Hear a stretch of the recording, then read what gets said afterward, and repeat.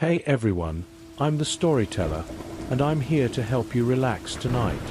I know a lot of you use this video to fall asleep, so before we start, make sure to like the video and subscribe to the channel. Also, tell me in the comments, where are you from, and what time is it there? Now get comfortable, take a deep breath, and just relax. The Woman at the Glass.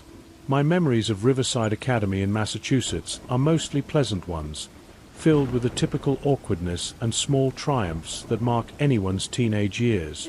I attended that school from 7th through 12th grade, and looking back now, I realize how privileged we were compared to most districts in the state. The school sat nestled in one of those affluent suburban communities where property taxes funded elaborate athletic facilities, and yes, numerous field trips that other schools could only dream about. I was never particularly athletic or academically gifted, but I found my place in the school's vocal ensemble, where twice-weekly rehearsals gave me something to look forward to and a group of friends who understood what it felt like to be passionate about something most teenagers found deeply uncool.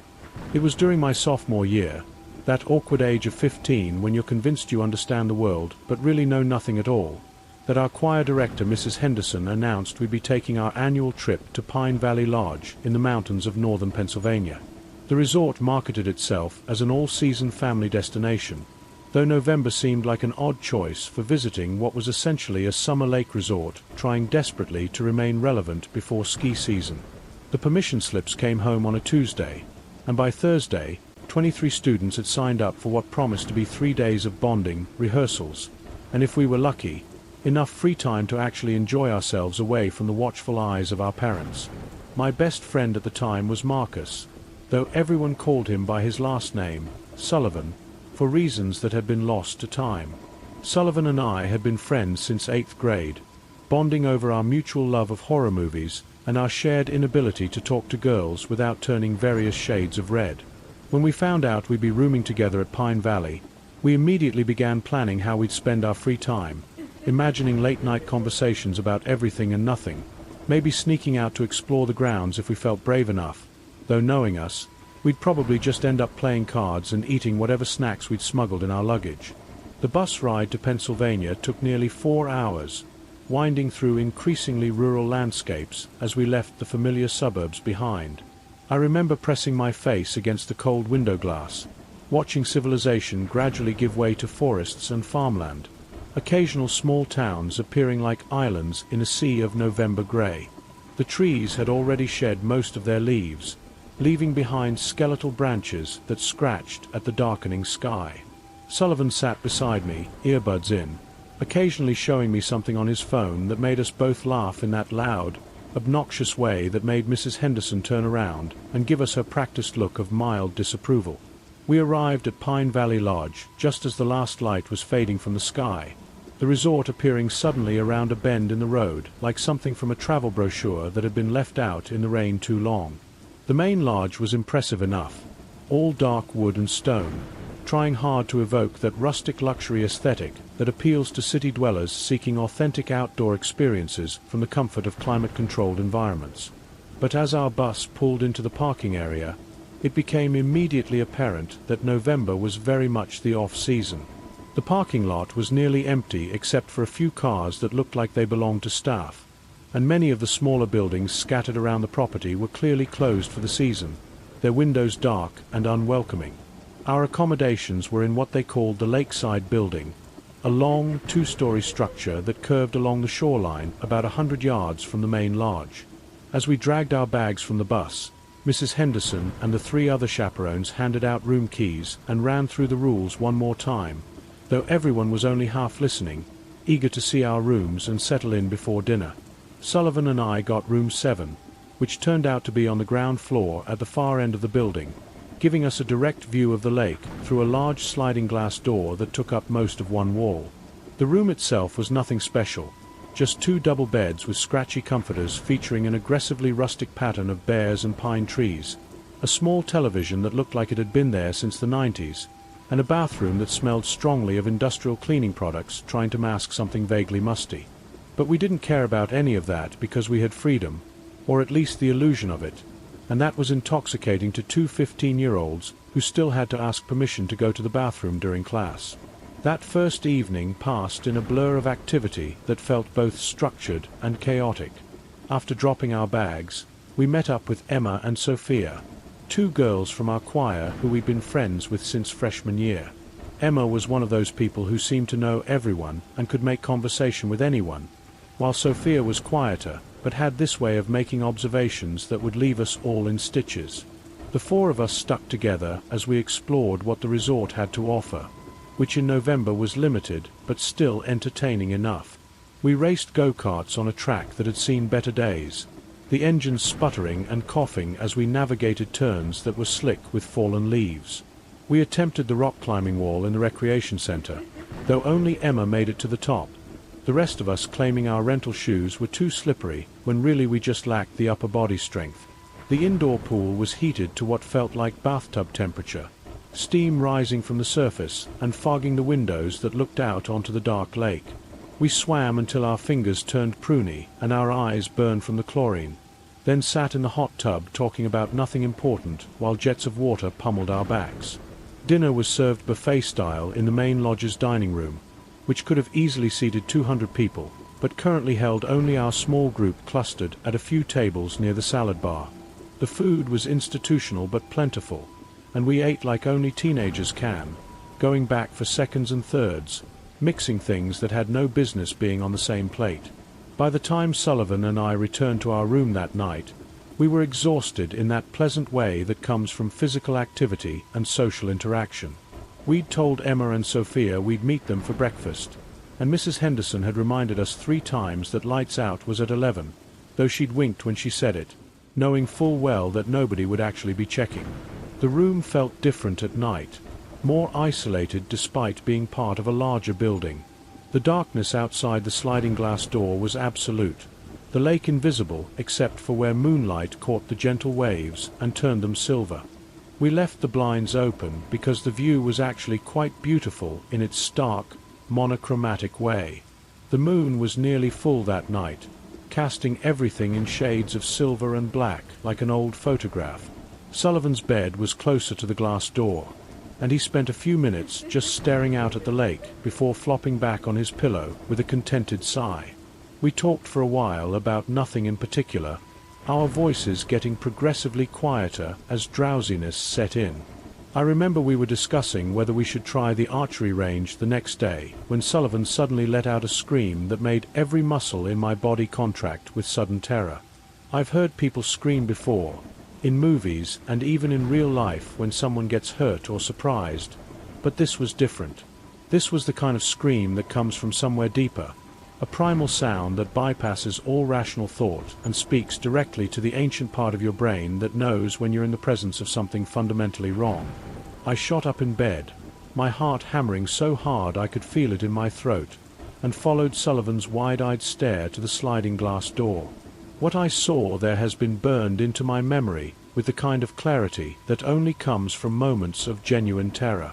Standing on the other side of the glass was a woman, though using that term feels somehow insufficient to describe what we were looking at.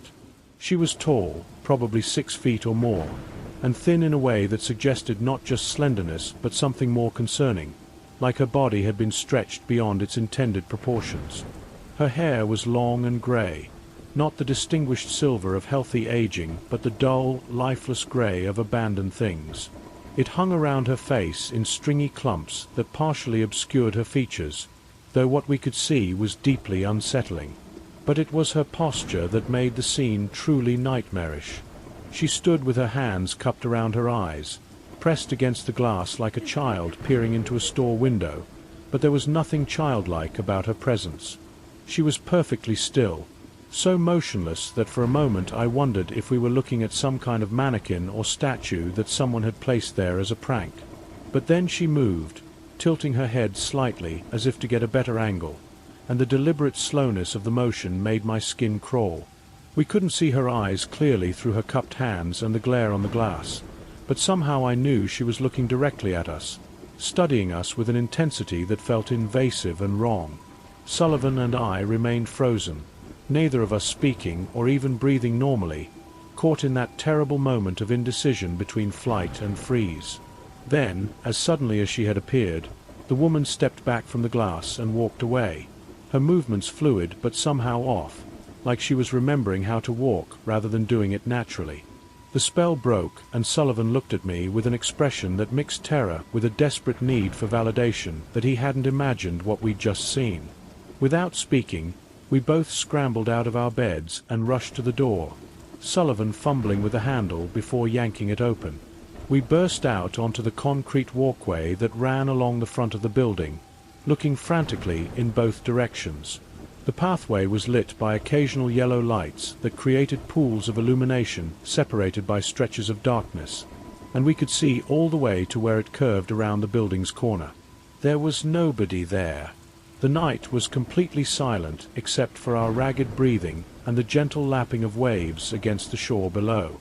We stood there for several minutes, shivering in our t-shirts and pajama pants, unwilling to go back inside, but equally unwilling to venture further into the darkness to search for the woman. Eventually, the cold drove us back to our room, where we immediately closed and locked the sliding door, drew the blinds tight, and pushed Sullivan's bed a few feet away from the glass as an extra precaution. We didn't sleep much that night, taking turns staying awake while the other tried to rest, though neither of us managed more than brief, fitful dozing. Every sound made us jump. Every shadow that passed by our window sent our hearts racing. We debated waking Mrs. Henderson, but what would we tell her? That some weird woman had looked through our window? It sounded ridiculous even to us, and we were the ones who had seen her. Besides, there was something about the experience that felt too strange, too outside normal experience to share with an adult who would probably just tell us we'd been seeing things, or that it was probably just another guest who'd gotten confused about which room was theirs. The next morning came as a relief, sunlight streaming through the cracks around our blinds and bringing with it the sounds of other students moving around in nearby rooms. We met Emma and Sophia for breakfast as planned, and after some debate, decided to tell them what had happened. They listened with wide eyes, Sophia immediately suggesting we should tell the chaperones, while Emma wondered if maybe the woman was a homeless person who'd wandered onto the property. Neither explanation felt quite right, but talking about it in the bright, crowded dining room made the whole experience feel less real, like maybe we had imagined it after all. The second day followed much the same pattern as the first, with organized activities and free time that we tried to enjoy despite the lingering unease from the previous night. We went hiking on one of the trails that wound up into the hills behind the resort, the physical exertion and natural beauty providing a welcome distraction. We attended a mandatory choir rehearsal in the lodge's conference room, running through our repertoire for the winter concert while Mrs. Henderson made notes and occasionally stopped us to work on particularly challenging passages. We even managed to laugh and joke around during lunch, the events of the previous night fading into something that felt more like a shared bad dream than a real experience. But as evening approached, the dread began to build again. Sullivan and I prolonged dinner as long as possible, then hung out in the lodge's common area with some other students, playing board games and watching television on the large screen mounted above the fireplace. When we finally couldn't postpone it any longer, we returned to our room, making sure to lock both the sliding door and the regular door. We closed the blinds completely this time, even using the clips at the bottom to ensure there were no gaps someone could peer through. We tried to maintain normal conversation, talking about school and our plans for winter break, but there was an underlying tension that made everything feel forced. Sullivan fell asleep first, exhausted from the previous night's vigilance, and I lay in my bed listening to his steady breathing while fighting to keep my own eyes open. I must have dozed off eventually, because I remember suddenly being fully awake with that disorienting feeling of not knowing what had woken me.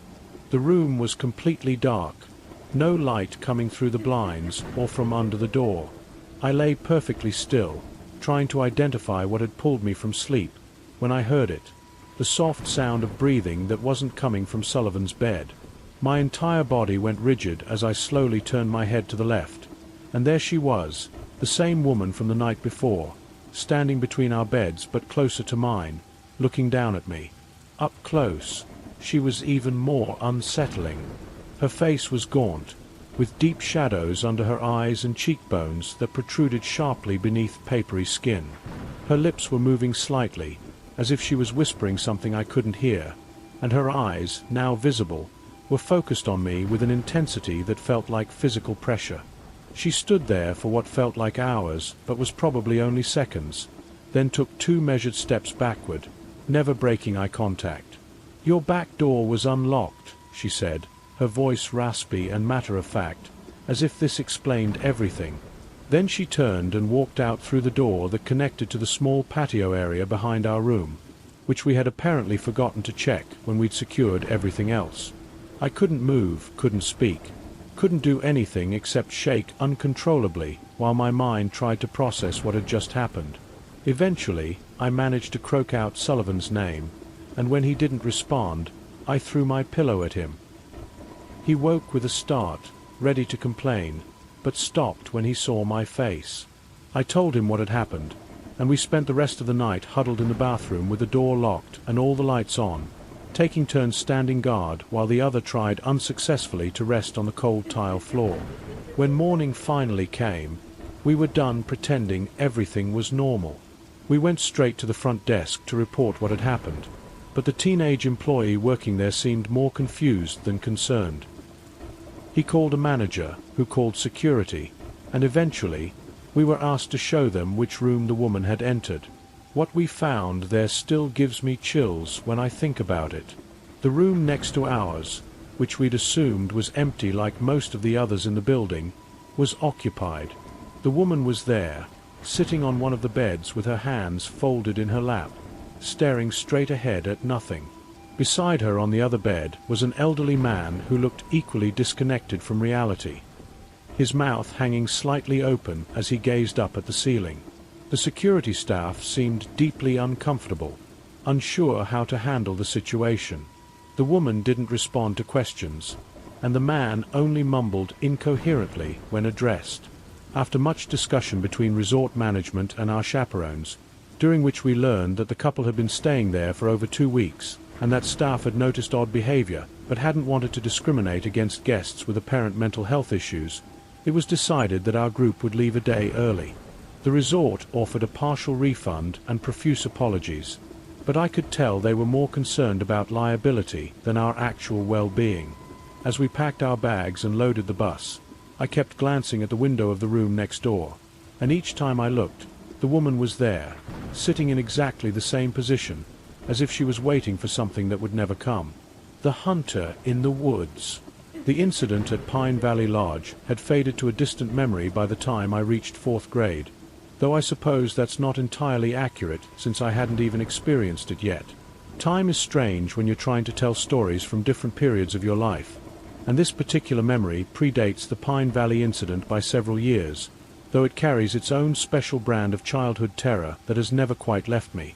I was 9 years old, attending Woodland Elementary School in a small Connecticut town that prided itself on its rural character despite being only 40 minutes from Hartford. It was the kind of place where people moved to raise their children away from the perceived dangers of city life, not realizing that danger can find you anywhere, sometimes in the most unexpected places. Our 4th grade teacher, Ms. Martinez, was young and enthusiastic, the type who decorated her classroom with motivational posters and believed that hands-on learning experiences were worth more than a dozen textbook chapters. That's how we ended up taking a field trip to Riverside Wildlife Sanctuary, a small educational facility about an hour's drive from our school that promised an authentic encounter with local wildlife and natural history. The permission slip had described it as a combination zoo and museum, though calling it a zoo was generous. It was really more of a rehabilitation center that had evolved into a public attraction, housing animals that couldn't be released back into the wild, along with educational displays about conservation and local ecosystems. The day of the field trip arrived grey and miserable, with a kind of persistent drizzle that makes everything feel damp and cold no matter how many layers you wear. April in Connecticut can be like that, unable to decide whether it wants to be spring or cling to the last vestiges of winter. Our class of 22 students loaded onto the yellow school bus, voices high with excitement despite the weather. Field trips were special then, breaking the monotony of multiplication tables and spelling tests, offering a glimpse of a world beyond the classroom walls. I sat alone near the back of the bus, which wasn't unusual for me. I was what teachers politely called quirky, and what other kids called weird, though not always in a mean way. I had trouble making friends, not because I was actively disliked, but because I never quite figured out the social rhythms that seemed to come naturally to everyone else. I would laugh at the wrong times, share information nobody wanted to hear, and had a habit of wandering off both physically and mentally that drove my teachers to distraction. The drive to the sanctuary took us through increasingly rural territory, past farms and forests that looked mysterious and slightly threatening in the grey morning light. The rain picked up as we traveled, drumming on the bus roof and streaming down the windows, turning the outside world into an impressionistic blur of green and brown. Some of the other kids were singing camp songs in the front of the bus, but I was content to watch the scenery and imagine stories about the places we passed.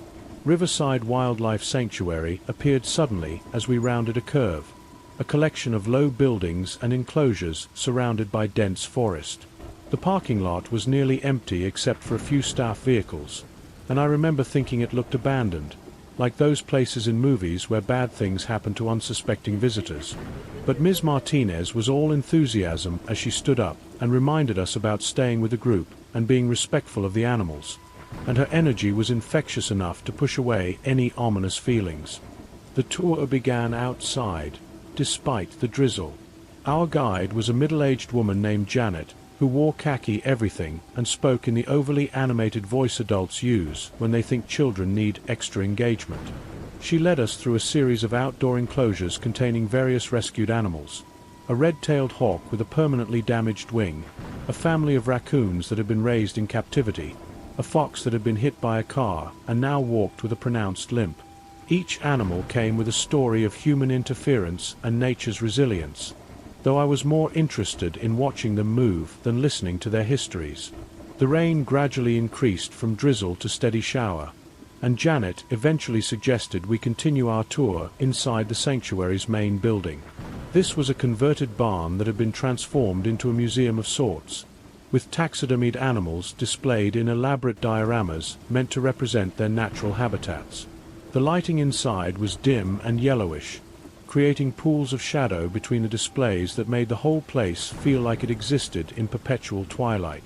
The carpet was deep red, worn thin in places from years of foot traffic, and the air smelled of dust and something chemical, probably whatever they used to preserve the animals.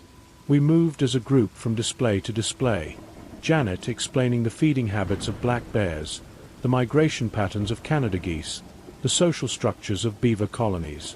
The stuffed animals stared out with glass eyes that caught the light in unsettling ways, frozen forever in poses of alertness or aggression. Some of the other kids were fascinated, pressing close to the glass to get better looks, but I found the whole thing deeply creepy.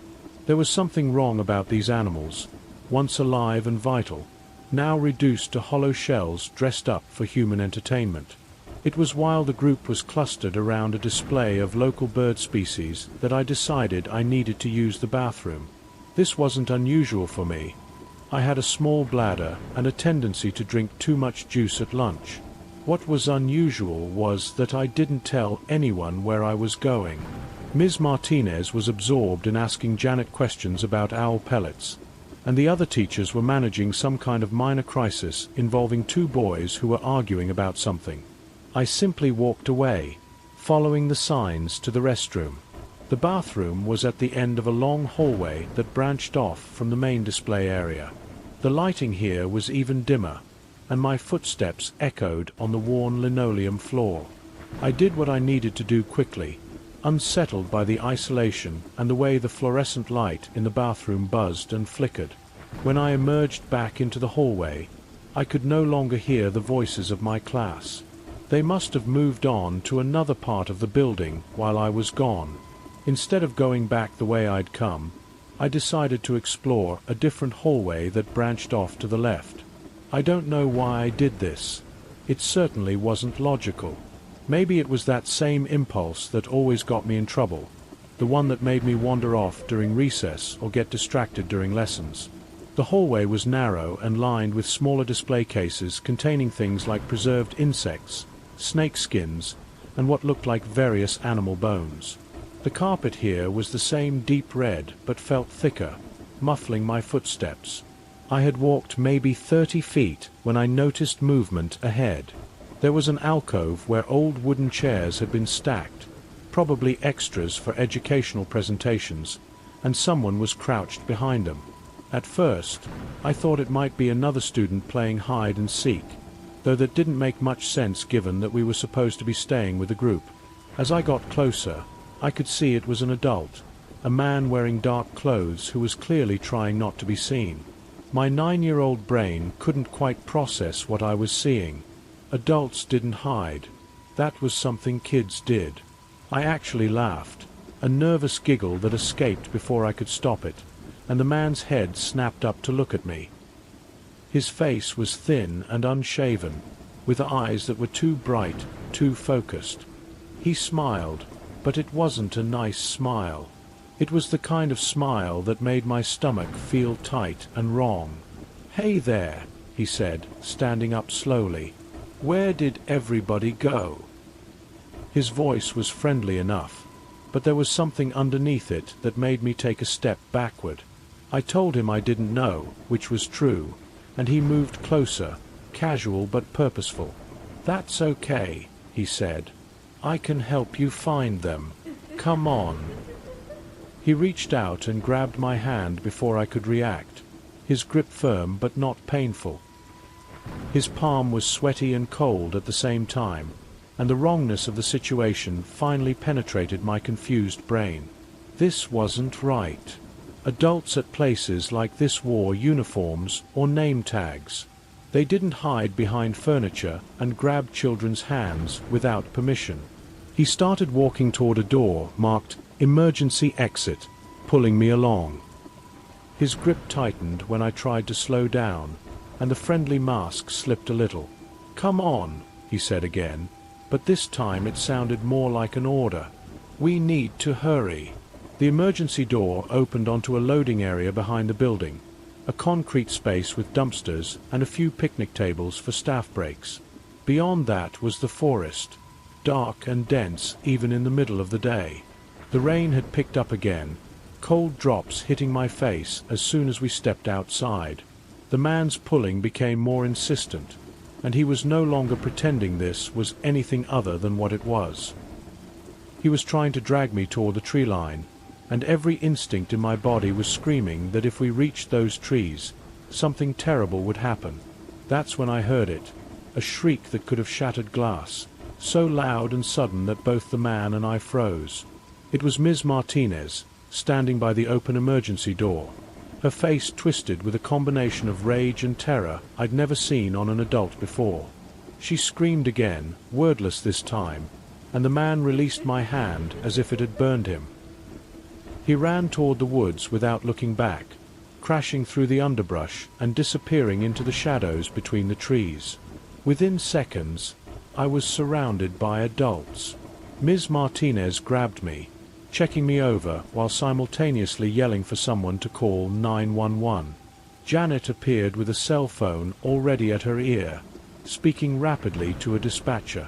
The other teachers herded the rest of my class back onto the bus, while trying to keep them from seeing what was happening. I was in shock, I think, because I don't remember crying or speaking. I just stood there in the rain while adults moved around me like a hurricane of activity and panic. The police arrived within minutes, though it felt like hours. They asked me questions I couldn't really answer. What did he look like? Medium height, thin, brown hair maybe? What was he wearing? Dark clothes, jeans probably, a jacket of some kind. Did he say anything else? Did he hurt me? Did I know him? No, no, and no. They searched the woods but found nothing except some footprints that the rain was quickly washing away. My parents arrived before we left, having been called by the school. My mother was crying before she even got out of the car, and my father's face was set in an expression of controlled fury that scared me more than the stranger had. They wanted to take me home immediately, but the police needed to ask more questions first.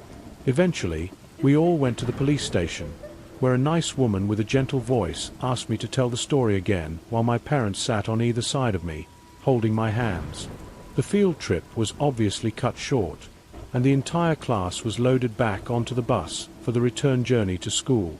I wasn't on that bus. My parents drove me home after the police were finished. But I heard later from classmates that the ride back was silent and strange, with teachers trying to explain what had happened without scaring everyone, while also impressing upon them the importance of staying with the group and telling adults if they saw anything suspicious. What I didn't tell anyone at the time, what I've never told anyone until now, was that I saw him again. As my parents' car was leaving the sanctuary parking lot, I looked back through the rear window. He was there, at the edge of the woods near the road, crouched behind some bushes and watching the vehicles leave. Our eyes met for just a moment, and he smiled that same wrong smile before melting back into the forest. I never found out who he was or what happened to him. The police increased patrols in the area for a while, and the sanctuary implemented new security measures, but as far as I know, he was never caught. Sometimes I wonder if he's still out there, waiting in the woods near some other children's attraction, looking for another child who wanders off alone. The thought keeps me awake sometimes, even all these years later. The abandoned village. By the time I reached my senior year of high school, I thought I had put my strange encounters behind me. The woman at Pine Valley Lodge and the man at the wildlife sanctuary had become stories I occasionally told at parties, enjoying the way people's eyes widened and their voices dropped to whispers. Time has a way of dulling the edges of fear, turning genuine terror into something more manageable, something you can package and present as entertainment. That's probably why I signed up for Mr. Brennan's Mysteries of New England elective without hesitation. It was one of those classes that only seniors could take, more focused on critical thinking and research than memorizing dates and names. Mr. Brennan was a favorite among students, young enough to remember what it was like to be a teenager, but old enough to command respect. He had a passion for local history and unexplained phenomena that made even the most skeptical students lean forward in their seats. The class covered everything from the Salem witch trials to modern urban legends, examining how stories evolved and what they revealed about the societies that created them. We studied the disappearance of Paula Jean Weldon in Vermont's Bennington Triangle, analyzed accounts of the Dover Demon, and debated whether the stories of haunted locations were psychological phenomena or something more. It was during our unit on abandoned settlements that Mr. Brennan announced we would be taking a field trip to actually visit one. The place was called Whitmore Village, though that wasn't its original name. The original name had been lost to time, along with most information about who had lived there and why they'd left. It was located about 30 miles from our school, deep in the state forest, accessible only by a fire road that was barely maintained.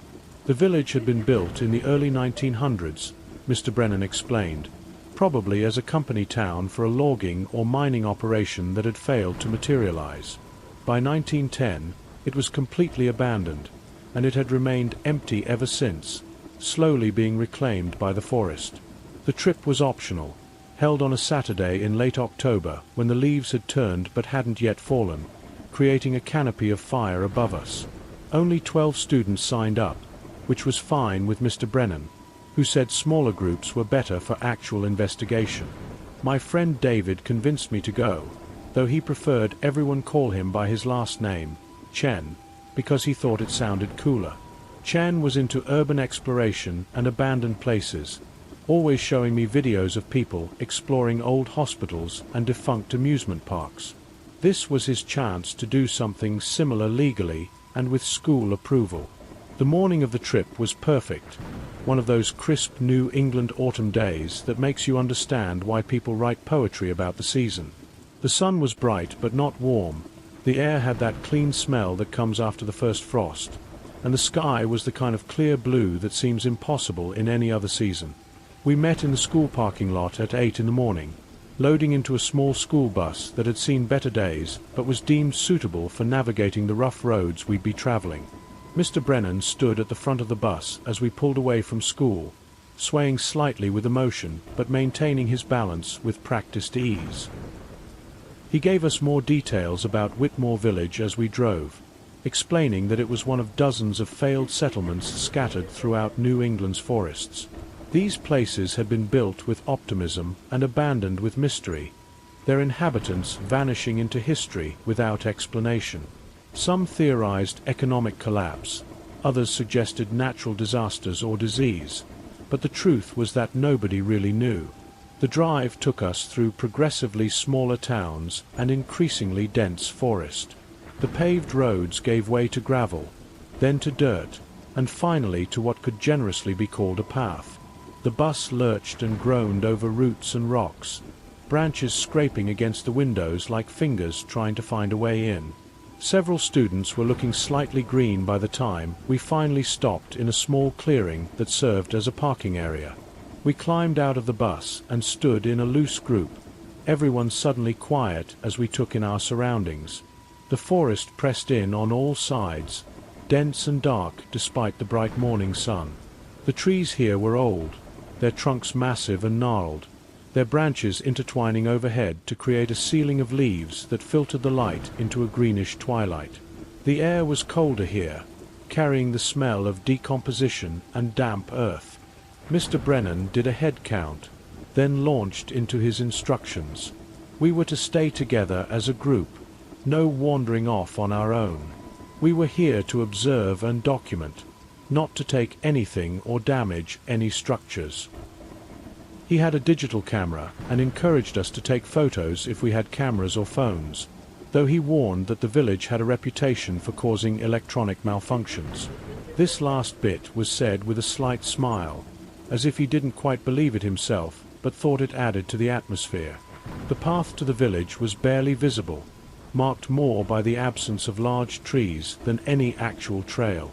We walked single file, Mr. Brennan leading the way with a confidence that suggested he'd been here before. The forest was unnaturally quiet, without even the usual bird songs or rustle of small animals. Our footsteps seemed too loud, crunching on dead leaves and snapping twigs with sounds that echoed strangely in the stillness. After about 10 minutes of walking, the trees began to thin, and we emerged into a large clearing. There, spread out before us like something from a nightmare, was Whitmore Village. The buildings stood in two rough rows facing each other across what had once been a main street, but was now a meadow of tall grass that reached our waists.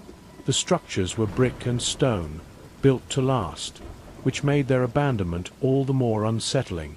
These weren't temporary structures that had been meant to be abandoned. These were buildings that had been intended as permanent homes and businesses.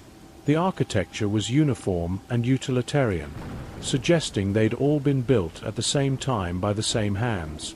Most were 2 or 3 stories tall, with empty windows that stared out like dead eyes. Some still had doors, hanging askew on rusted hinges, while others had gaping openings that offered glimpses of dark interiors. Vines and moss covered much of the brickwork, and small trees grew from some of the roofs, their roots presumably working through the structures like parasites. At the far end of the village stood a larger building, probably a meeting hall or church, with a bell tower that rose above everything else. The bell was still there, visible through the openings in the tower, though it was covered in verdigris and probably hadn't rung in nearly a century. There was something magnetic about that building, something that drew the eye and held it, though I couldn't have said why. Mr. Brennan gathered us in the middle of the former street and explained our assignment. We were to explore the village, looking for clues about its original purpose and why it had been abandoned.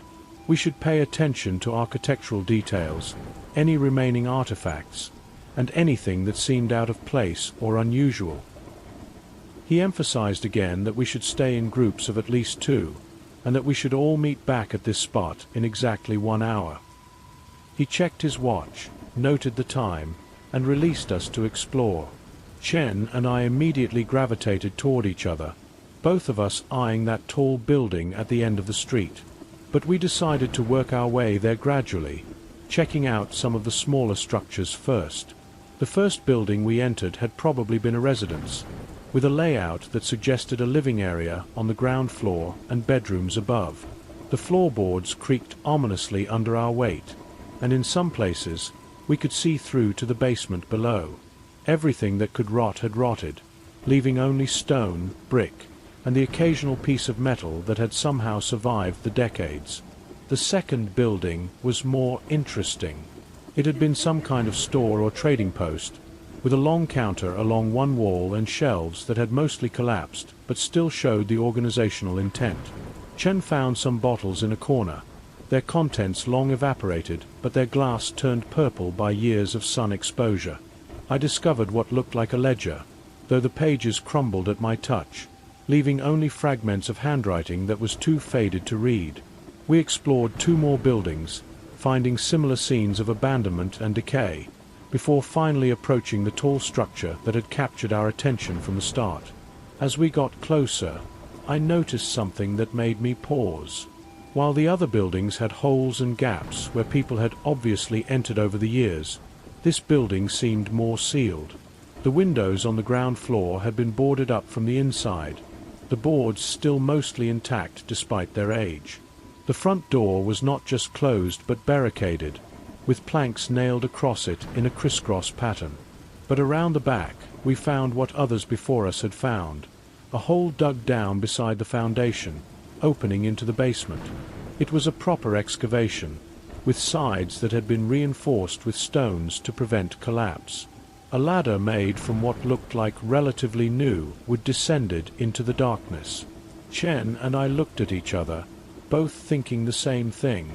This was why we'd come, wasn't it? To explore, to discover, to have an adventure we could talk about for years to come. Chen went first, testing each rung carefully before putting his full weight on it. I followed, the temperature dropping noticeably as we descended below ground level.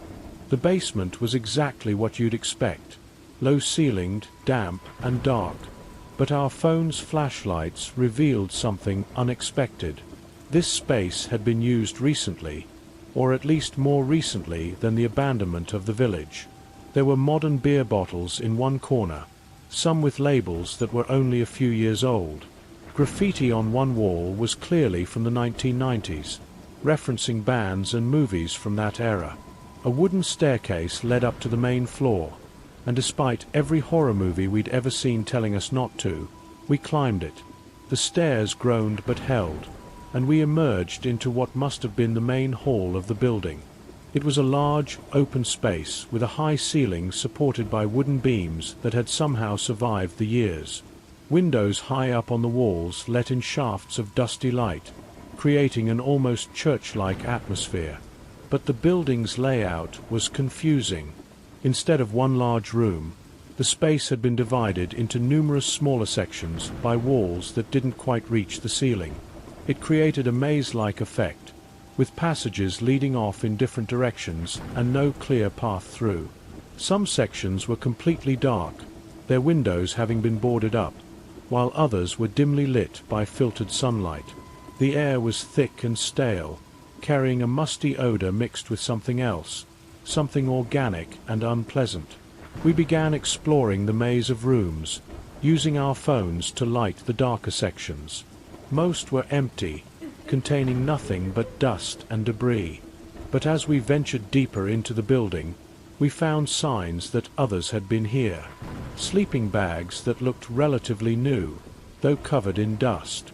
Empty food cans that weren't nearly old enough to be from the village's original inhabitants. Candle stubs and matches. Someone had been living here, or at least staying here temporarily. Chen was fascinated, taking photos of everything and speculating about who might use this place. Homeless people seeking shelter? Urban explorers like us who decided to camp overnight? Drug users looking for a place away from prying eyes? But I was growing increasingly uncomfortable. There was something about the deliberate nature of the maze, the way the rooms had been divided, that felt purposeful rather than random. This wasn't just decay and abandonment. Someone had modified this space for a reason. We had reached what seemed to be the center of the building when we heard it. A loud thunk, like a rock or heavy piece of wood hitting concrete. The sound came from one of the dark rooms ahead of us, and both Chen and I froze. We stood there in absolute silence, listening, waiting to hear it again, or to hear footsteps or voices that would indicate another exploration group had found their way inside. But there was nothing, just our own breathing and the slight whistle of wind through gaps in the walls. Any sensible person would have left right then, but we were 18 and stupid and convinced of our own immortality. We actually looked at each other and nodded, a silent agreement to investigate. We crept toward the room where the sound had originated, our phone lights held out in front of us like talismans against the dark. The doorway was just an opening in one of the makeshift walls, beyond which was absolute blackness that our lights only partially penetrated. We stepped through together, our lights sweeping across the room, and what we saw there has haunted me ever since. 3 men stood in the room, maybe 10 feet from where we'd entered. They weren't moving, weren't speaking, weren't doing anything except standing there in a triangular formation, all facing the doorway. Facing us. They were dressed in normal clothes, jeans and jackets, but there was something profoundly wrong about their stillness and their positioning. It was like they'd been waiting there, knowing someone would eventually enter this room, and they'd arranged themselves for maximum effect. Our lights played across their faces, and not one of them reacted. No squinting, no raising hands to block the light, no acknowledgement that we were there except for the fact that their eyes were open and seemed to be looking at us. Chen made a sound, something between a gasp and a whimper, and that broke the spell. We ran, stumbling through the maze of rooms, our lights swinging wildly and creating dancing shadows that looked like reaching arms.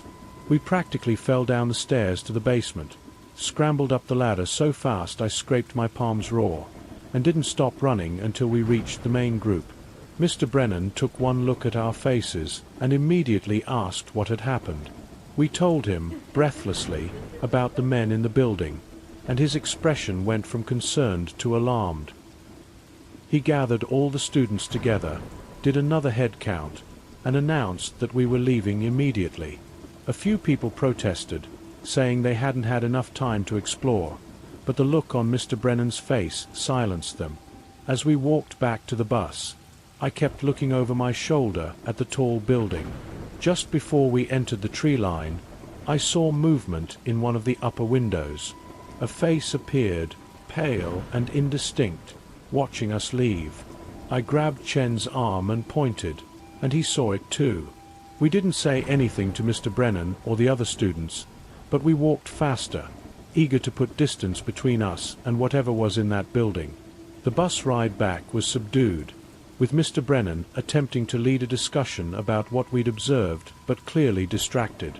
Chen and I sat together in the back, comparing our photos and trying to make sense of what we'd seen. In one of Chen's photos of the room where we'd encountered the men, there were 3 dark shapes that could have been people, but the image was too blurry and dark to be certain. It could have been shadows or tricks of the light, but we knew what we'd seen. Later, Chen developed his own theory about what had happened. He thought the men were squatters, people living in the abandoned village who'd developed some kind of strange social structure or possibly mental illness from isolation. He researched the area and found reports of disappearances in the state forest over the years, though nothing definitively connected to the village. He even found a blog post from someone claiming to have encountered a cult living in an abandoned town in the area, though the details were vague and possibly fabricated. But I had a different theory, one that I've never fully shared with anyone. I don't think those men were alive, at least not in the conventional sense. The way they stood, the way they didn't react to our lights, the absolute stillness of their presence, it all suggested something else. Chen thinks I'm being dramatic, that fear and adrenaline made me see something supernatural where there was only human strangeness. Maybe he's right. But sometimes, when I'm lying in bed at night, I think about those 3 figures standing in formation in that dark room. waiting for someone to find them, and I wonder if they're still there, still waiting, still watching for the next group of curious students to stumble into their domain. Mr. Brennan never took another class to Whitmore Village. In fact, the Mysteries of New England course was discontinued the following year, replaced with something more conventional. I heard rumors that he'd gone back to the village on his own and seen something that convinced him it wasn't safe, but he never confirmed or denied these stories. When I asked him about it before graduation, he just looked at me for a long moment before saying, "Some mysteries are better left unsolved." I've thought about going back there myself, now that I'm older and hopefully wiser. Part of me wants to prove to myself that it was just an abandoned building with some strange squatters, nothing more. But a larger part, the part that remembers the absolute wrongness of those three still figures, knows that some doors, once opened, can never really be closed. The village is still out there, slowly being consumed by the forest, keeping its secrets. And sometimes, late at night when the world is quiet and my defenses are down, I can still see those three men standing in the darkness, waiting with infinite patience for someone else to find them. The pattern.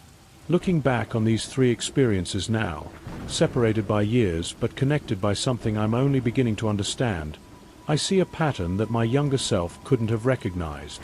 Each encounter happened at a liminal space, a threshold between the normal world and something else. The resort at the edge of a lake, the sanctuary at the border between civilization and wilderness, the village abandoned by time. These are places where the usual rules seem suspended, where things that shouldn't exist can somehow persist. I've done research over the years, trying to understand what I experienced. I've read about supernatural phenomena, psychological conditions that could explain the strange behavior I witnessed, and the way isolation and abandonment can create pockets of strangeness in our otherwise rational world. I've found others with similar stories, always at these in-between places, always involving figures that don't quite fit into our understanding of normal human behavior. The woman at Pine Valley Lodge was never identified, despite the resort's attempts to investigate after we left. She and the man with her simply disappeared one day, leaving behind a room that housekeeping said smelled of earth and standing water, though they'd never left the building during their stay. The man at the wildlife sanctuary was never caught, though similar incidents were reported at other isolated children's attractions over the years. And Whitmore Village still stands in the forest, slowly decaying, carrying its secrets. There's a temptation to rationalize these experiences, to find logical explanations that fit within our understanding of the world. Mental illness, criminal behavior, coincidence, and misperception. These are comfortable explanations that allow us to sleep at night. But comfort and truth aren't always the same thing. Sometimes the world shows us glimpses of something beyond our understanding, something that exists in the margins and shadows, waiting for those unfortunate enough to wander into its path. I still take trips, though I'm more careful now about where I go and how I pay attention to my surroundings.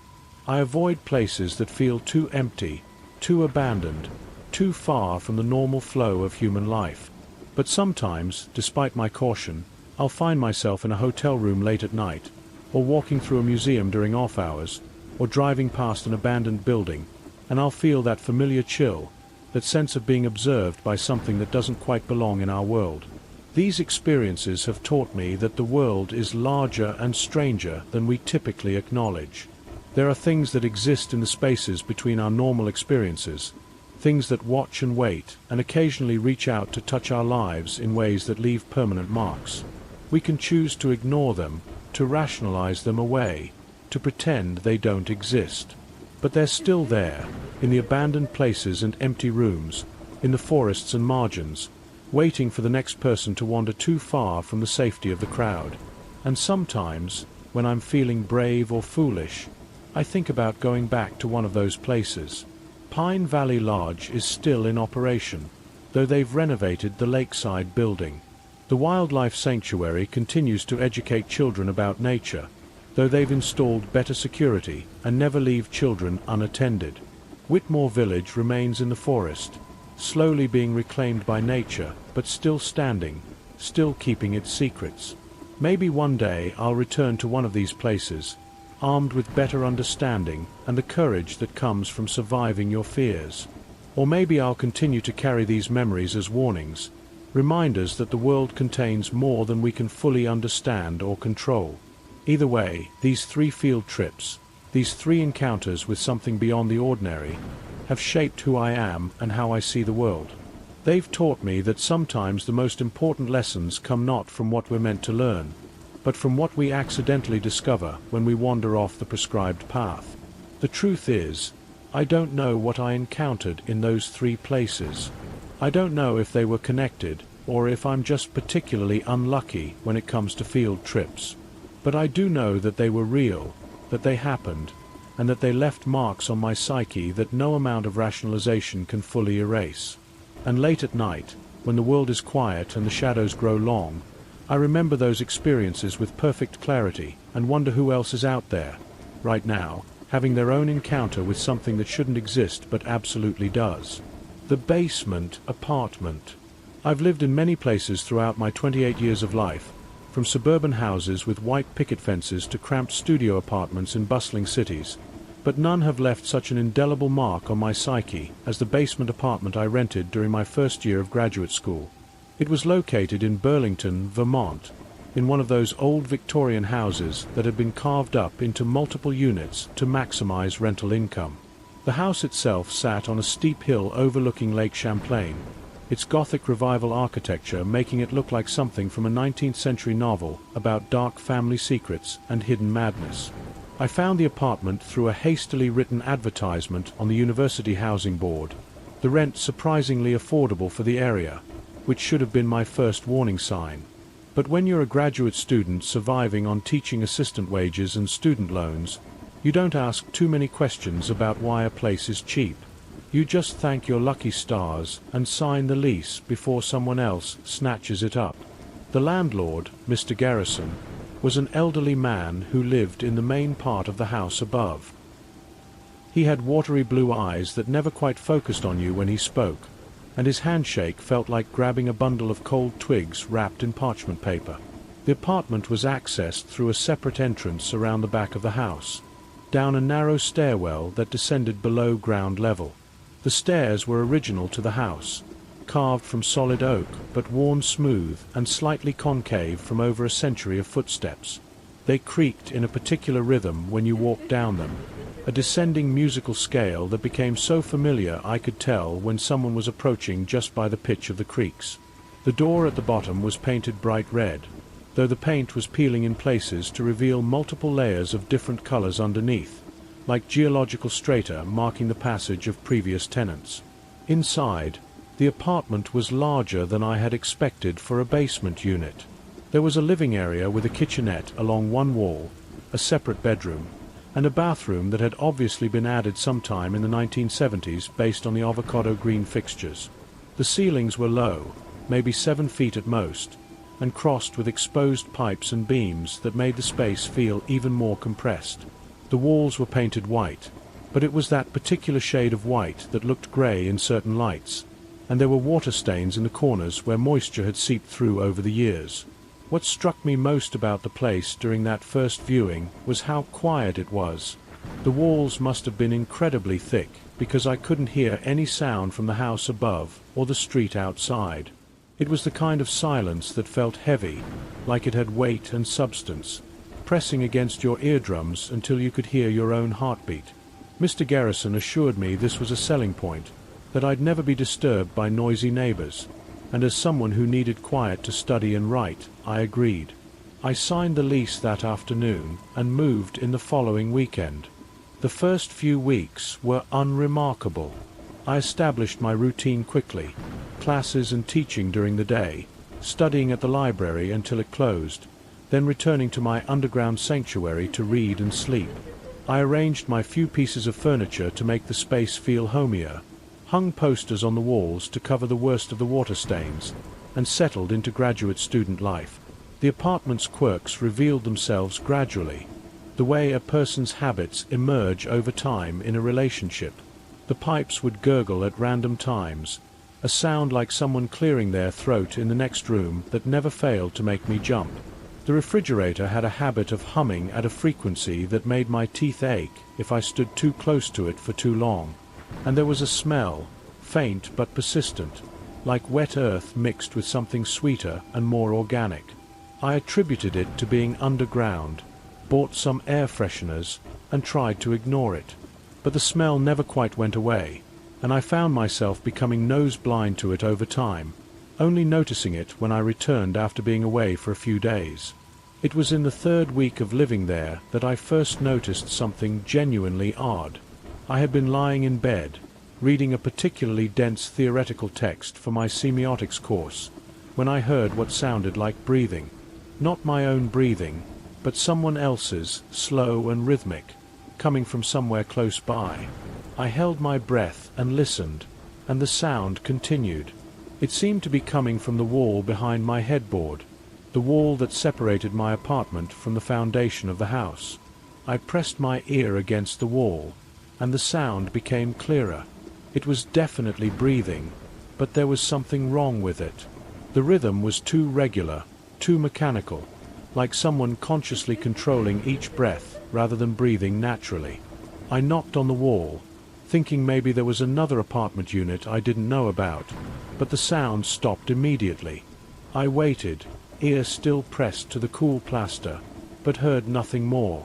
Eventually, I convinced myself it had been the pipes or maybe the heating system, though the apartment didn't have central heating, only electric baseboards that I rarely used. The breathing sound became a regular occurrence, always at night, always from that same wall. Sometimes it lasted for hours, other times just a few minutes.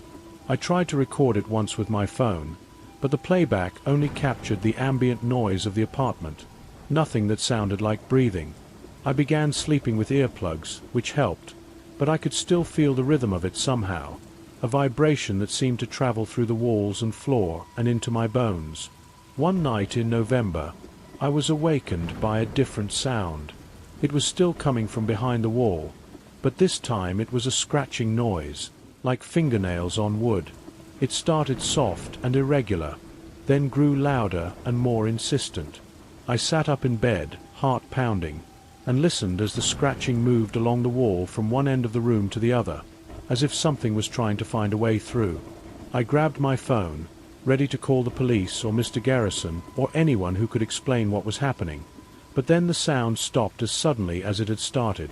The next morning, I examined the wall carefully, but found no marks or damage. I even went outside and around to the side of the house to see if there was any external access to that wall, but there was nothing, just solid foundation stones covered in decades of moss and dirt. When I mentioned the noises to Mr. Garrison, he smiled his vague smile and suggested it was probably squirrels or raccoons trying to find a warm place for winter. He promised to look into it, but never followed up, and I was too overwhelmed with coursework to pursue it further. December brought snow and a new development in the apartment's strange behavior. I started finding things moved. Nothing dramatic at first, just small displacements. A book I was certain I'd left on the coffee table would be on the kitchen counter. A mug I'd washed and put in the cupboard would be in the sink the next morning. My laptop, which I always left on my desk, would be closed when I distinctly remembered leaving it open. I began to question my own memory, wondering if the stress of graduate school was affecting me more than I realized. Then came the night I saw the door. I had gotten up around 3 in the morning to use the bathroom, stumbling through the darkness with the familiarity of someone who had made the same journey dozens of times. But as I passed through the living room, something made me stop. There was a thin line of light coming from the floor near the far wall, a wall that should have been solid earth on the other side. I approached slowly, my eyes adjusting to the darkness, and saw that there was a door there. Not a regular door, but an outline of one, as if someone had cut through the plaster but not quite broken through. The light coming through was dim and yellowish, and it pulsed slightly, like candlelight. I stood there for what felt like hours, but was probably only minutes, frozen with indecision. Every rational part of my mind said to leave immediately, to grab my things and get out of that apartment and never come back. But there was another part, a curious and foolish part, that wanted to know what was behind that door. I reached out, my hand trembling, and touched the wall where the door outline was visible. It was warm, almost hot, and I could feel it vibrating slightly. I jerked my hand back, and the light went out instantly, leaving me in complete darkness.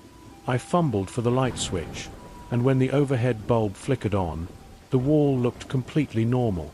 No door outline, no cracks where light could shine through, just smooth white plaster with a slight water stain near the floor.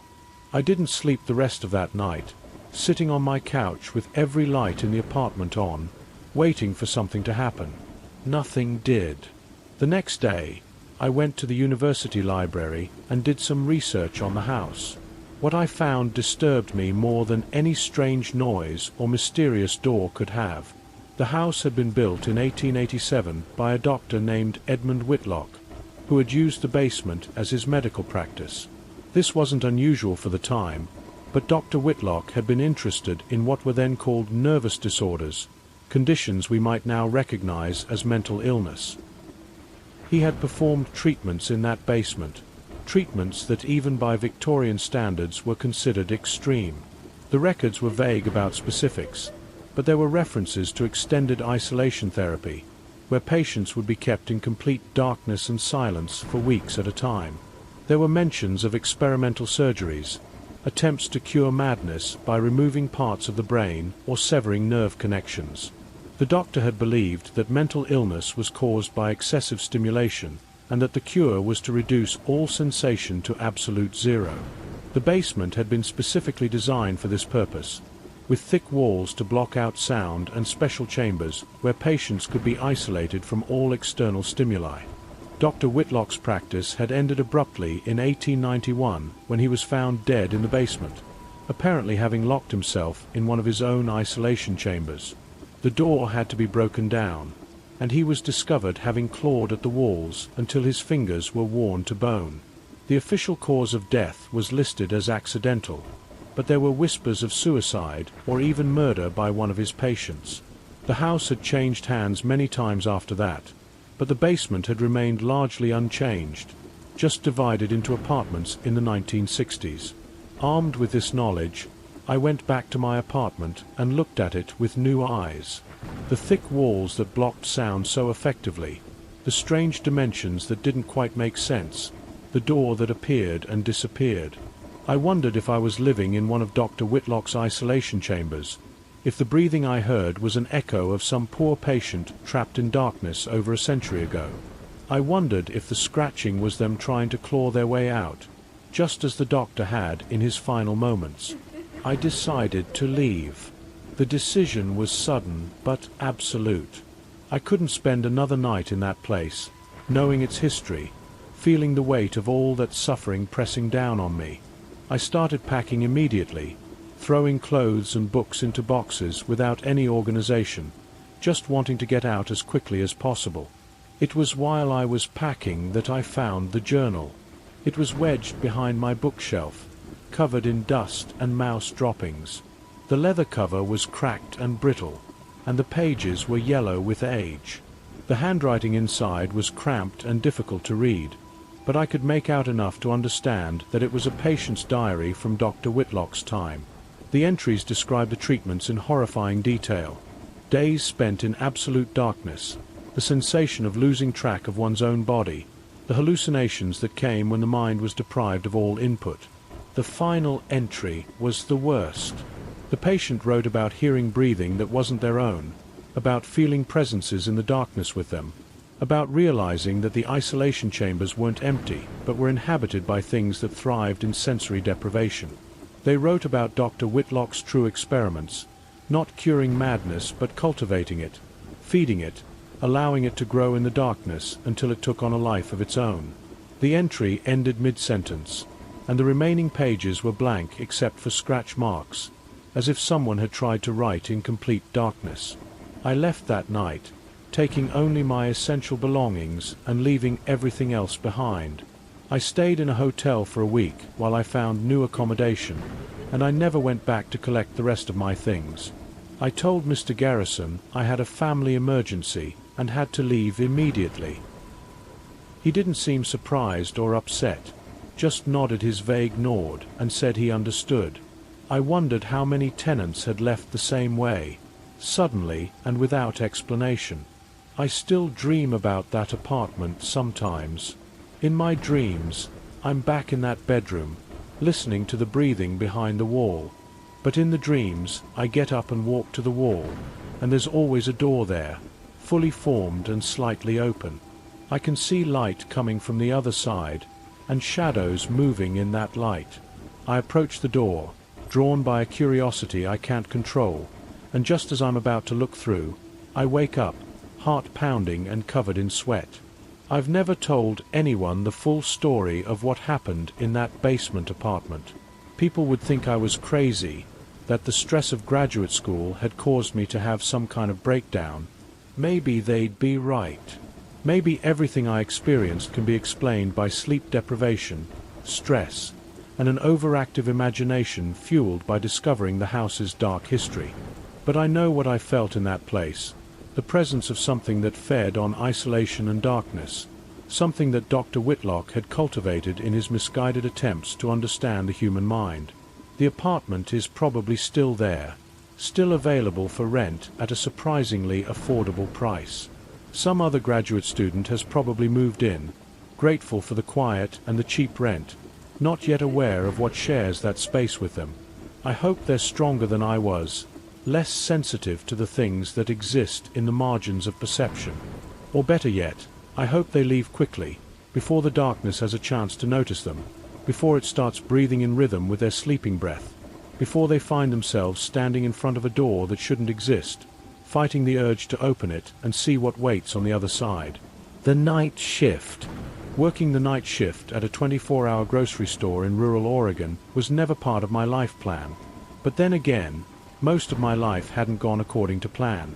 I was 32, recently divorced, and had moved across the country to start over in a place where nobody knew my name or my failures.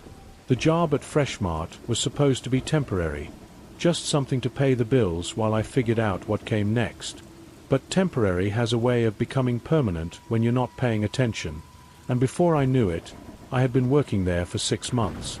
The store was located on the outskirts of Millbrook, a town of about 3,000 people that served as a supply hub for the even smaller communities scattered throughout the surrounding forest. During the day, it was busy enough, with locals doing their shopping and travelers stopping for supplies on their way to somewhere more interesting. But at night, especially after midnight, it became a different place entirely. The fluorescent lights hummed louder in the silence, casting harsh shadows between the aisles. The automatic doors would sometimes open for no one, letting in cold air that carried the scent of pine and something wilder from the forest that pressed against the parking lot's edge.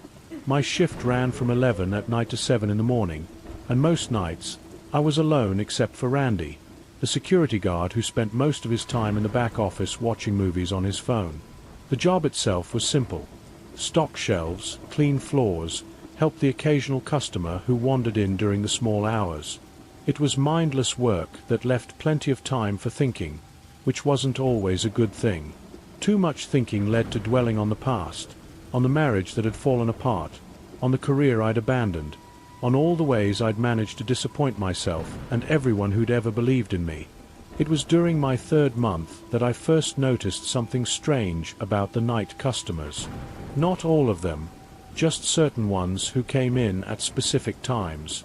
They moved differently from normal people, too fluid or too stilted, as if they were consciously controlling every motion. They never made eye contact, never spoke more than necessary, and always paid in exact change. But the strangest thing was their purchases. They would buy seemingly random items with no logical connection, a package of birthday candles, drain cleaner, and a single orange, or rubber gloves, honey, and a road map of a state we weren't even in. I mentioned it to Randy once, but he just shrugged and said night shift attracted weirdos. That was true enough. But these customers were different from the usual eccentrics and insomniacs. There was something deliberate about them, something that made the hair on the back of my neck stand up whenever they entered the store. I started keeping a notebook, writing down descriptions and purchase lists, trying to find a pattern. It became a game to pass the time, a mystery to solve during the long, empty hours. The first real incident happened on a Tuesday night in January. It had been snowing steadily all day, and by midnight, the parking lot was covered in a thick white blanket that muffled all sound from the outside world. I was restocking the cereal aisle when I heard the automatic doors open. I looked up, expecting to see someone stomping snow off their boots, but there was no one there. The doors stood open for their programmed interval, then closed again. I figured it was a malfunction caused by the cold and went back to work. 5 minutes later, I heard footsteps in the next aisle over. Wet footsteps, like someone walking in from the snow. I called out a greeting, the automatic customer service response, but got no reply. The footsteps continued, moving slowly down the aisle. I walked around the end cap to see who it was, but the aisle was empty. There were, however, wet footprints on the floor, leading from nowhere to nowhere, stopping abruptly in the middle of the aisle as if the person making them had simply vanished. I stood there staring at those footprints for a long time, trying to make sense of them. They were clearly fresh, the water still spreading slightly on the waxed floor. They were also clearly human, showing the tread pattern of winter boots. But they started and ended impossibly, with no way for someone to have made them without being visible. I got the mop and cleaned them up, telling myself there had to be a logical explanation, even if I couldn't think of one. The next few weeks brought more incidents. Items would move between aisles when I wasn't looking. I would hear conversations in the store when Randy and I were the only ones there. Once, I saw a shadow figure at the end of an aisle, but when I approached, there was no one there.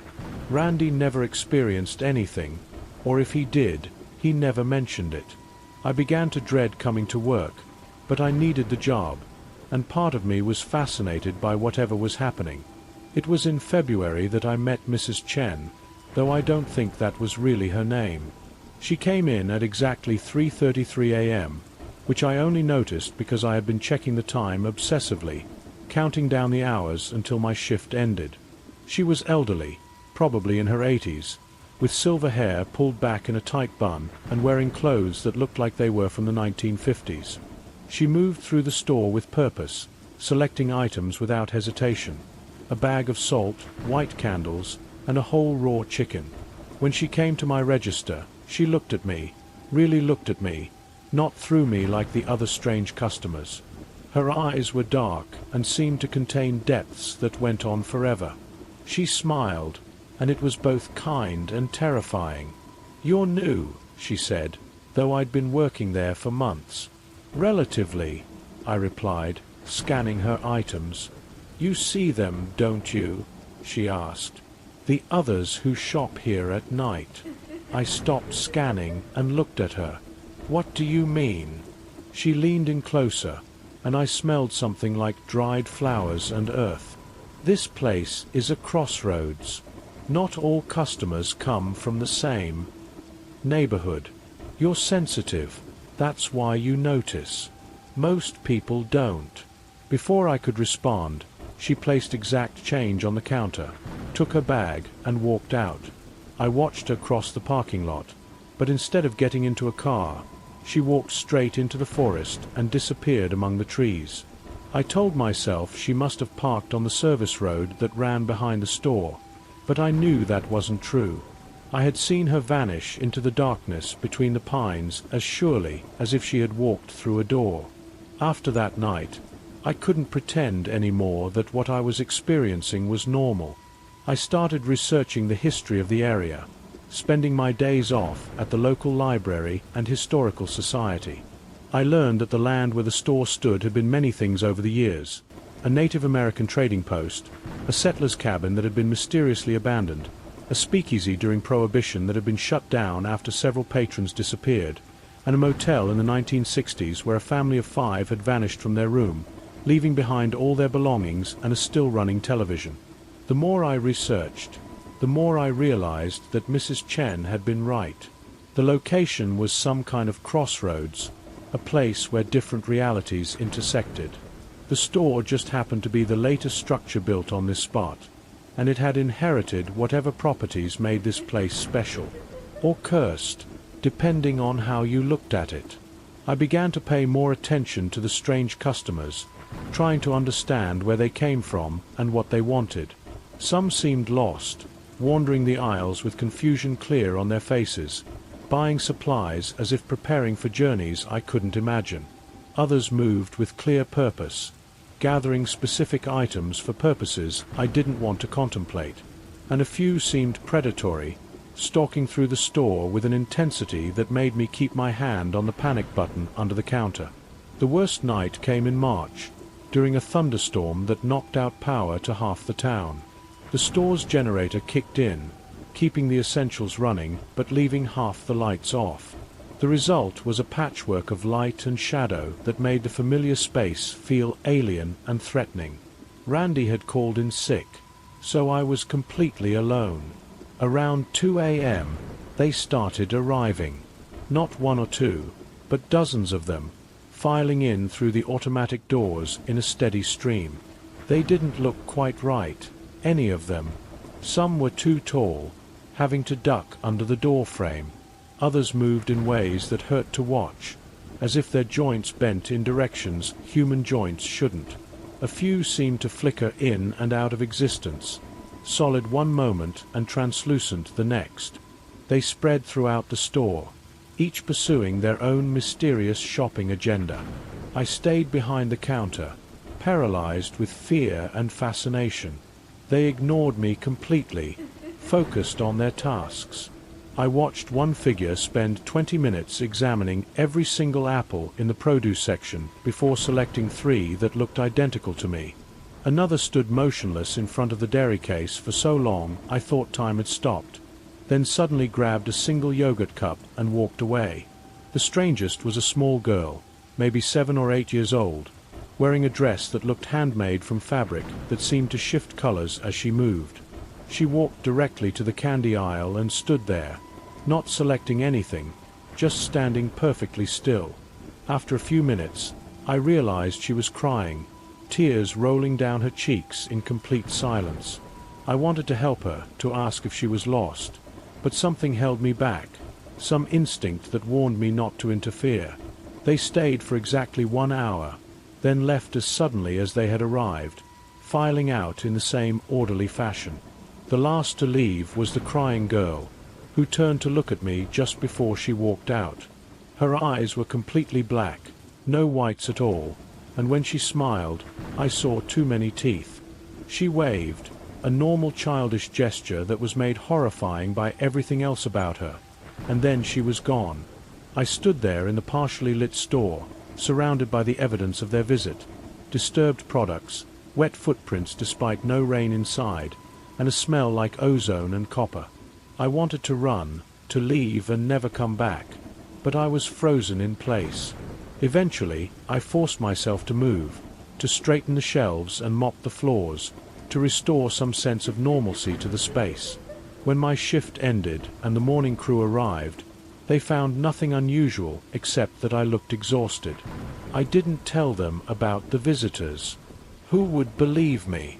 I worked the rest of the week in a state of hypervigilance, jumping at every sound, watching every customer for signs of otherworldliness. But they were all normal, mundane people buying mundane things for mundane reasons. I started looking for another job, but the economy in Millbrook was limited, and nothing else paid as well as the night shift at Freshmart. I needed the money to pay rent and save for an eventual escape from this town. So I kept working, kept watching, kept writing in my notebook. The strange customers continued to come, though never again in such numbers. I learned to recognize the regulars among them, the ones who came every week at the same time for the same inexplicable items. There was the man in the business suit who only bought white bread and distilled water, dozens of each, loading them into a cart that squeaked in a rhythm that sounded almost like music. There was the woman who wore different faces each time but always bought the same brand of cat food, despite our town having no record of her owning a cat. There was the teenager who never aged, week after week, month after month, always buying comic books from the spinner rack that Randy insisted we didn't have, though I could see it clearly in the corner of my vision. I developed rules for dealing with them. Don't make eye contact unless they initiate it. Don't ask questions about their purchases. Don't follow them out to the parking lot. Don't think too hard about where they go or where they come from. And most importantly, don't interfere with whatever they're doing. They weren't hurting anyone, as far as I could tell, just existing in the margins, shopping in the liminal hours when reality was thin enough for them to push through. The inheritance.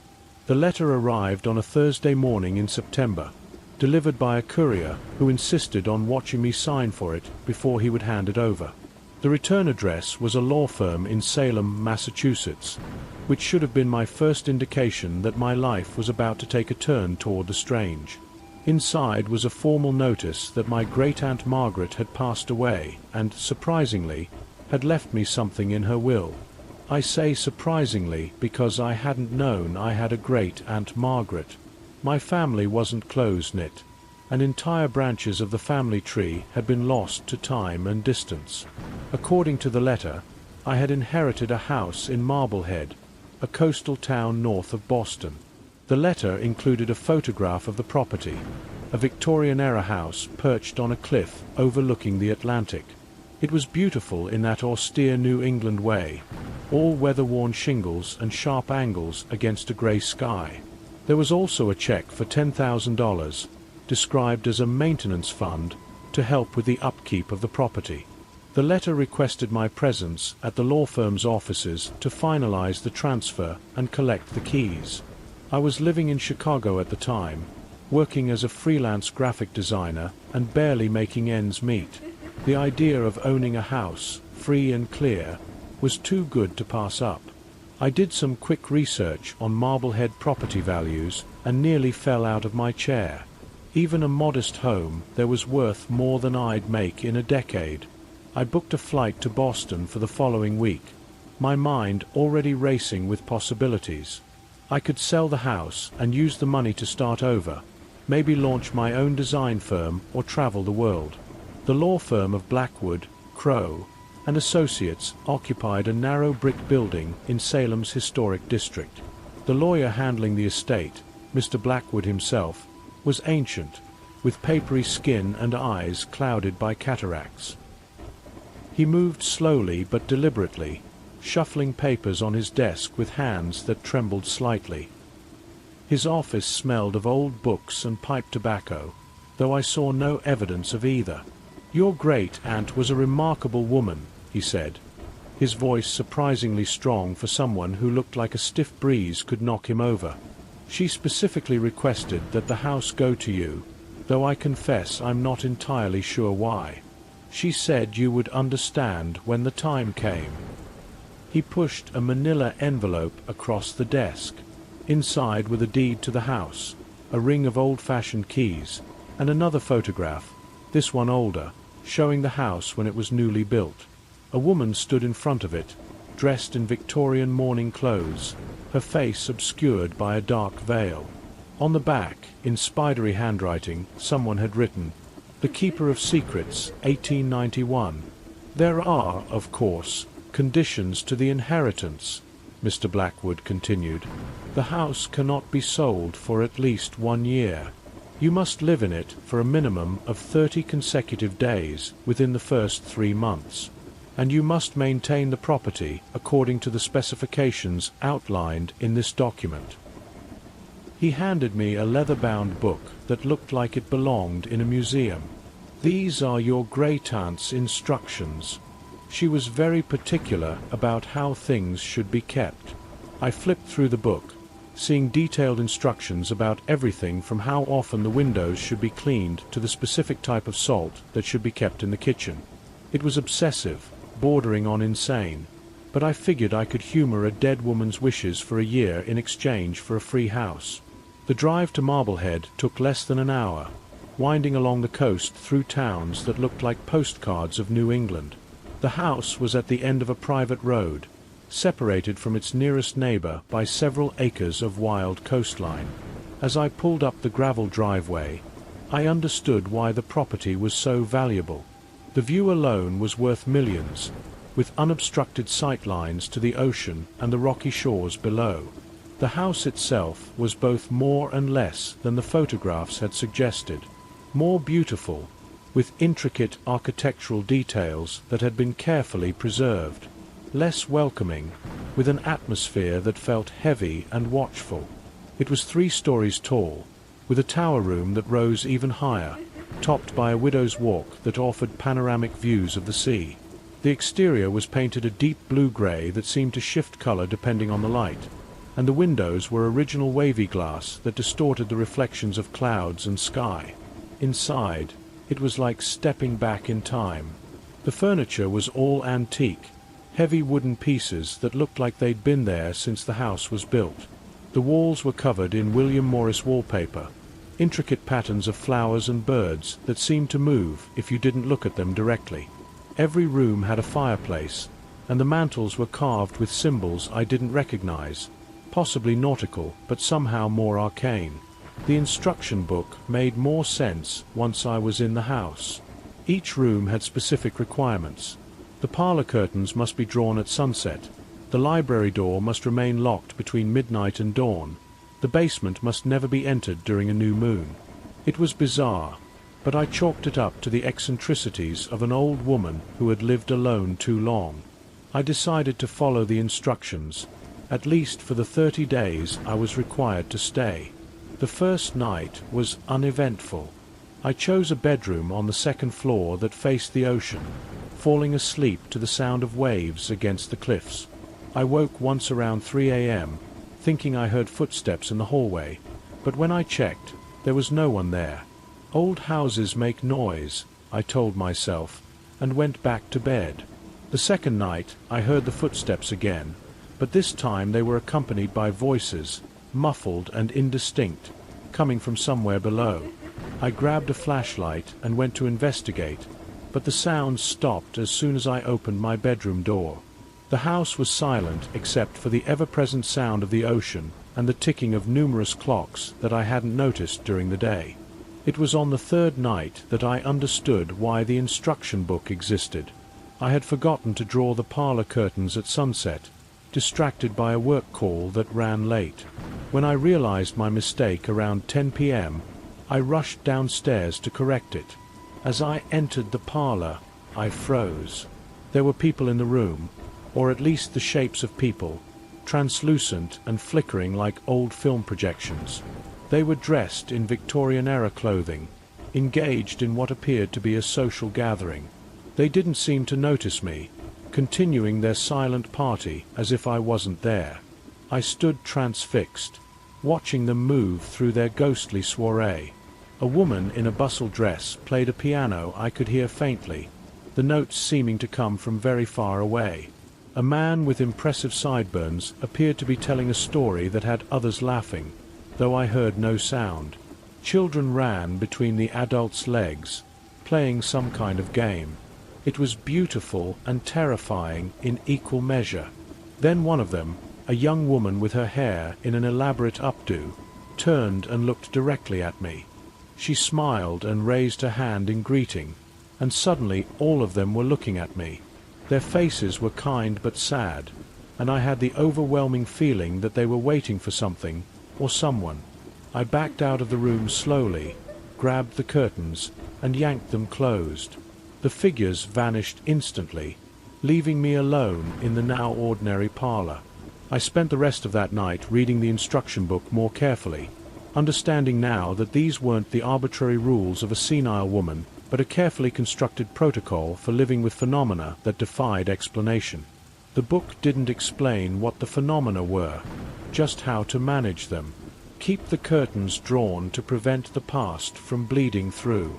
Lock the library because the books rearrange themselves and occasionally write new chapters. Never enter the basement during a new moon because that's when the door appears, the one that leads to places that aren't on any map. As the days passed, I developed a routine that incorporated all the necessary precautions. I would wake with the sun, check all the salt lines that the book insisted must remain unbroken, ensure all the mirrors were covered with cloth after dark, and perform a dozen other small rituals that kept the house's stranger inhabitants at bay. It was exhausting and surreal, but also oddly compelling. I felt like I was part of something ancient and important, even if I didn't understand what. The tower room was the most unsettling part of the house. The instruction book was adamant that it should only be entered during daylight hours and never during storms. When I finally went up there on a calm afternoon, I understood why. The room was an observatory of sorts, with a telescope that looked out to sea and charts of stars and ocean currents covering the walls.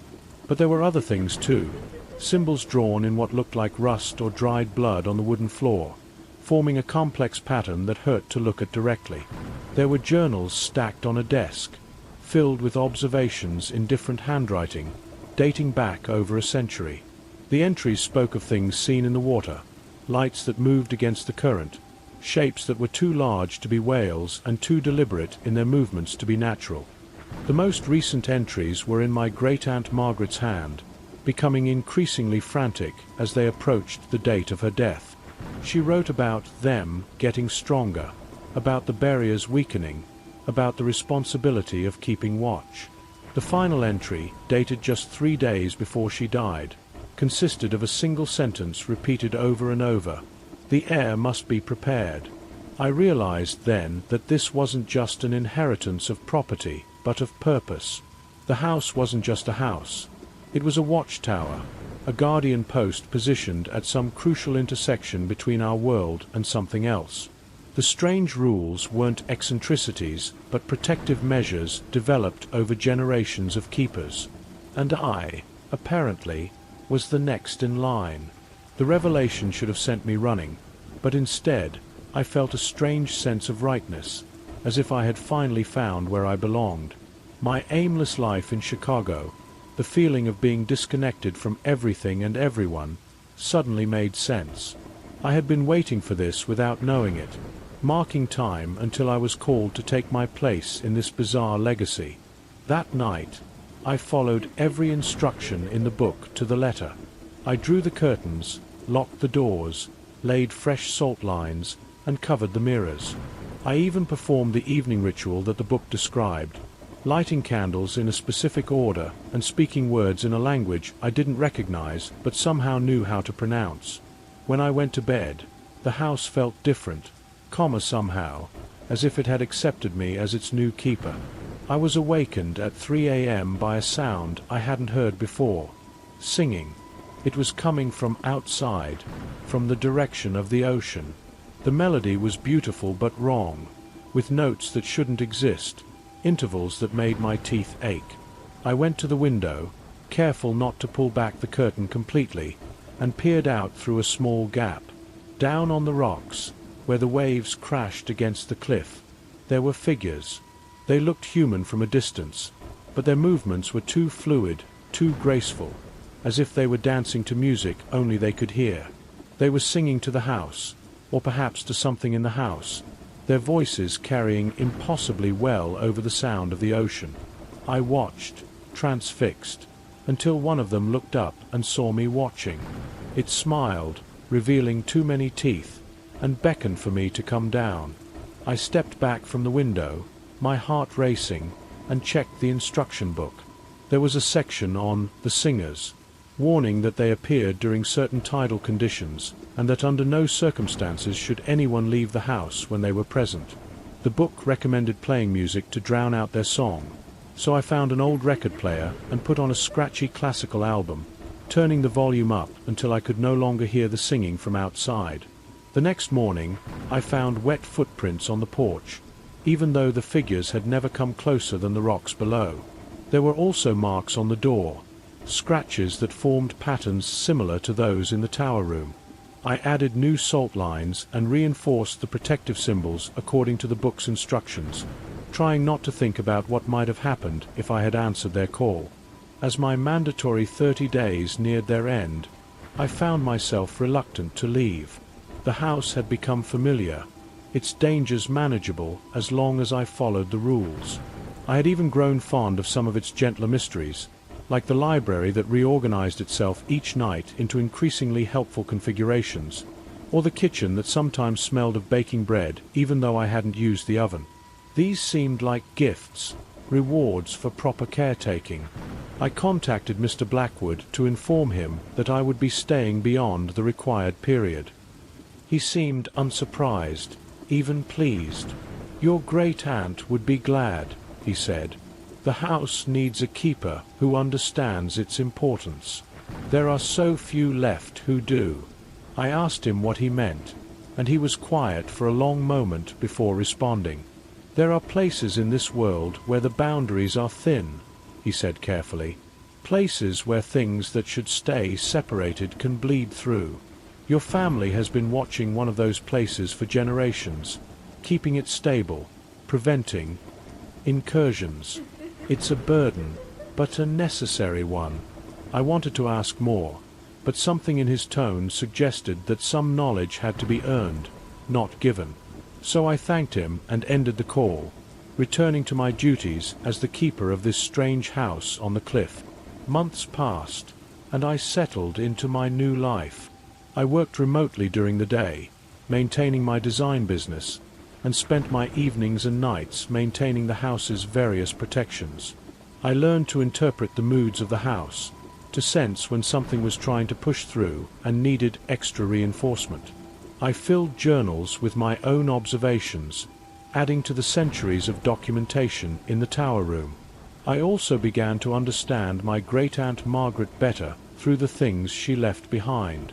She had been a scholar of sorts, collecting books on occultism, maritime folklore, and dimensional theory. Her marginalia revealed a brilliant mind grappling with realities that most people couldn't even imagine. She had theories about what the house was protecting against, about the things in the ocean that weren't from our ocean, about the thin places where worlds touched and sometimes overlapped. The winter brought new challenges. Storms were more frequent and violent, and during each one, the house's defenses were tested. The singing from the rocks became a nightly occurrence, sometimes accompanied by lights in the water that moved with purpose and intelligence. Things tried to come up from the basement, scratching at the locked door with increasing desperation. The ghostly parties in the parlor became more agitated, the figures sometimes pounding on the curtains as if trying to warn me about something. It was during the worst storm of the season, in February, that everything came to a head. The wind was howling, driving rain horizontal against the windows. The house shook with each gust, and I could hear things breaking outside, trees falling, pieces of the cliff crumbling into the sea.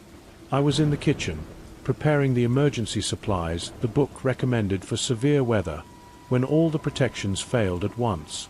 The salt lines scattered as if blown by an invisible wind. The curtains flew open throughout the house. The mirrors uncovered themselves, reflecting things that weren't in the rooms with them. And from the basement came a sound like splintering wood as the door that should never be opened was forced from its hinges. I grabbed the instruction book and ran to the tower room, the only place that seemed to maintain its integrity. From there, I could see the full scope of what was happening. The ocean was wrong, its surface covered in a phosphorescent glow that pulsed like a heartbeat. Things were emerging from the water, climbing the cliffs with too many limbs moving in impossible ways. The singers were there too, but they weren't singing anymore. They were screaming warnings in that language I somehow understood. The book had a section for this, labeled simply, "When all else fails." The ritual it described was complex and dangerous, requiring materials I had never used before, things my great-aunt had stored in a locked cabinet in the tower room. I worked frantically, mixing substances according to the precise measurements, drawing new symbols over the old ones on the floor, speaking words that made my throat feel like it was burning. As I completed the ritual, something massive rose from the ocean, something that my mind couldn't fully process. It was like looking at a living whole in reality, a thing that existed in more dimensions than humans were meant to perceive. It reached for the house with appendages that weren't quite tentacles, weren't quite arms, weren't quite anything that had a name. The ritual took effect just as the thing touched the house. There was a flash of light that wasn't light, a sound that wasn't sound, and then everything stopped. The storm ended instantly. The creatures climbing the cliff vanished. The thing in the ocean sank back beneath the waves, which returned to their normal color and motion. The house's protections reasserted themselves, stronger than before. I collapsed on the tower room floor, exhausted and exhilarated. I had done it. I had fulfilled my purpose as keeper, protecting not just the house, but perhaps the entire world from something that shouldn't exist in our reality. As I lay there, catching my breath, I heard something that made me smile. The ghostly party in the parlor had resumed, but now it sounded celebratory rather than melancholic. That was 6 months ago. I'm still here, still keeping watch, still maintaining the barriers between worlds. I've learned so much more about what this house truly is, about the network of similar places around the world, about the few families who still remember their duty to stand guard. It's a lonely life in some ways, but I'm never truly alone. The house is alive with mysteries and wonders, dangerous but manageable as long as the rules are followed. Sometimes I think about my old life in Chicago, the aimlessness and disconnection I felt. It seems like a dream now, or perhaps this is the dream and that was reality. But when I stand in the tower room, looking out at the ocean through the telescope, seeing things that most people will never know exist, I know I'm exactly where I'm supposed to be. The house chose me through my great-aunt, recognizing something in my bloodline that made me suitable for this work. The final recording. I found the camera at an estate sale in Providence, Rhode Island, buried in a box of obsolete electronics that nobody else wanted. It was a mini DV camcorder from the early 2000s, the kind that used tiny tapes and had a flip-out screen that now seemed quaintly small. The seller, an elderly woman who was clearing out her late husband's belongings, let me have the whole box for $5. She seemed eager to get rid of it, mentioning that her husband had been a bit of a hoarder when it came to old technology. I collected vintage electronics as a hobby, something to do on weekends when my job as a data analyst became too monotonous to bear. There was something satisfying about bringing dead technology back to life, making obsolete machines function again in a world that had long since moved past them. The camcorder was in surprisingly good condition, just needing a new battery and some cleaning. What I didn't expect was that there was still a tape inside. When I finally got the camera working and played the tape, I found 43 minutes of footage that changed my understanding of what was possible. The video started innocuously enough, with a timestamp of October 15, 2003, showing what appeared to be a birthday party in someone's backyard.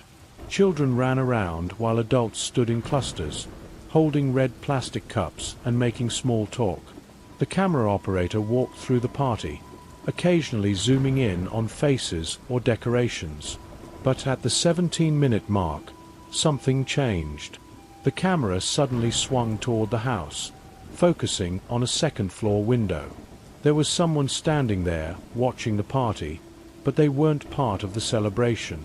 They were too tall, their proportions slightly wrong, and they weren't moving at all, just standing perfectly still and staring down at the gathering. The camera operator zoomed in, and that's when I saw it clearly. The figure's face wasn't quite human. The features were there, but arranged incorrectly, like an AI's early attempt at generating a human face. The camera jerked away, and the rest of the party footage continued normally, though I noticed the operator kept glancing back at that window. The figure was always there, never moving, just watching. None of the party guests seemed to notice it, carrying on with their conversations and cake cutting as if nothing was wrong. The party footage ended at the 28-minute mark, cutting to black. The next segment began with a timestamp of October 20th, 2003, showing the interior of a house at night. The camera's night vision mode was on, casting everything in that eerie green glow. Someone was walking through the house slowly, methodically, filming each room. The audio picked up their breathing, quick and nervous. They were looking for something, or someone. In the living room, they paused, focusing on a mirror on the wall. In the reflection, I could see the camera operator, a middle-aged man with thinning hair and glasses. But there was something else in the reflection too, standing right behind him. The same figure from the window, now close enough that I could see more details. Its skin looked like it was made of television static, constantly shifting and fizzing. The man didn't seem to see it in the mirror, but he must have sensed something because he spun around, panning the camera wildly. The room behind him was empty. This pattern continued throughout the house tour. The figure appeared in reflections, in the darkness at the edge of the night vision's range, in windows looking in from outside, always following, always watching, never quite there when the camera turned to look directly at it. The segment ended with the man barricading himself in what looked like a bathroom, the camera pointing at the door while he whispered prayers or mantras I couldn't quite make out. The final segment was dated November 1st, 2003, and it was different from the others. The camera was stationary, set up on a tripod in what appeared to be a basement. The man from the previous segment sat in a chair facing the camera, looking haggard and exhausted. He began to speak, his voice hoarse and urgent. "If you're watching this, then you found the camera, which means I'm probably gone. My name is Robert Henley, and I need to tell you what I've discovered. It started when I was filming my daughter's birthday party. I caught something on camera that shouldn't exist, and once I saw it, it saw me. That's how it works. Observation creates connection. The camera doesn't just record, it opens a door." He went on to explain that he had researched the phenomenon, finding others online who had experienced similar things.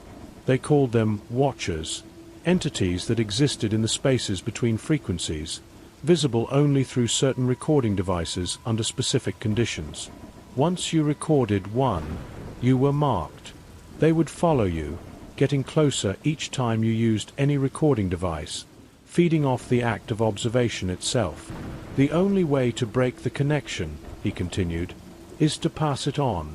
Someone else has to watch the footage, see what you saw. Then they become the focus, and you're free. I'm sorry to whoever finds this. I'm so sorry, but I have a family.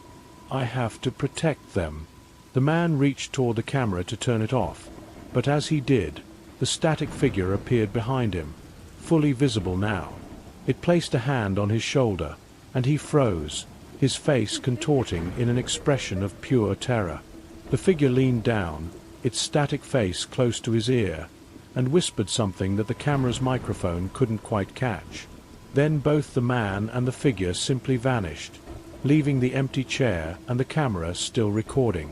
The tape ran for another 5 minutes of empty basement before ending. I sat in my apartment, staring at the blank screen of my television, trying to process what I had watched. My rational mind insisted it had to be fake, an elaborate found footage horror project. But there was something about the genuine fear in Robert Henley's voice, the way the footage felt unstaged and chaotic, that made me believe it was real. And if it was real, then I had just become the new focus of attention. I didn't have to wait long for confirmation. That night, as I was getting ready for bed, I caught a glimpse of something in my bathroom mirror. Just for a moment, in the corner of my eye, a figure made of static standing in my hallway. When I turned, nothing was there, but I knew it had begun. Over the next few days, I became hyper-aware of every reflective surface, every screen, every window. The figure appeared more frequently, always in peripheral vision or reflections, never directly visible. My phone's camera would glitch when I tried to use it, showing brief frames of the static figure before returning to normal.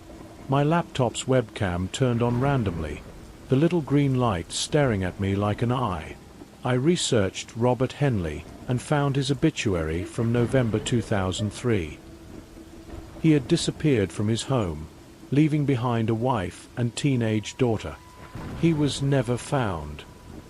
His family had moved away shortly after, and I couldn't locate them. I found online forums discussing similar experiences, but most of the threads were years old, abandoned, their original posters gone silent.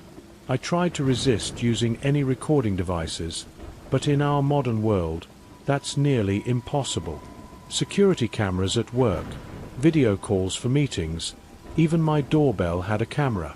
Each interaction seemed to make the figure more solid, more present.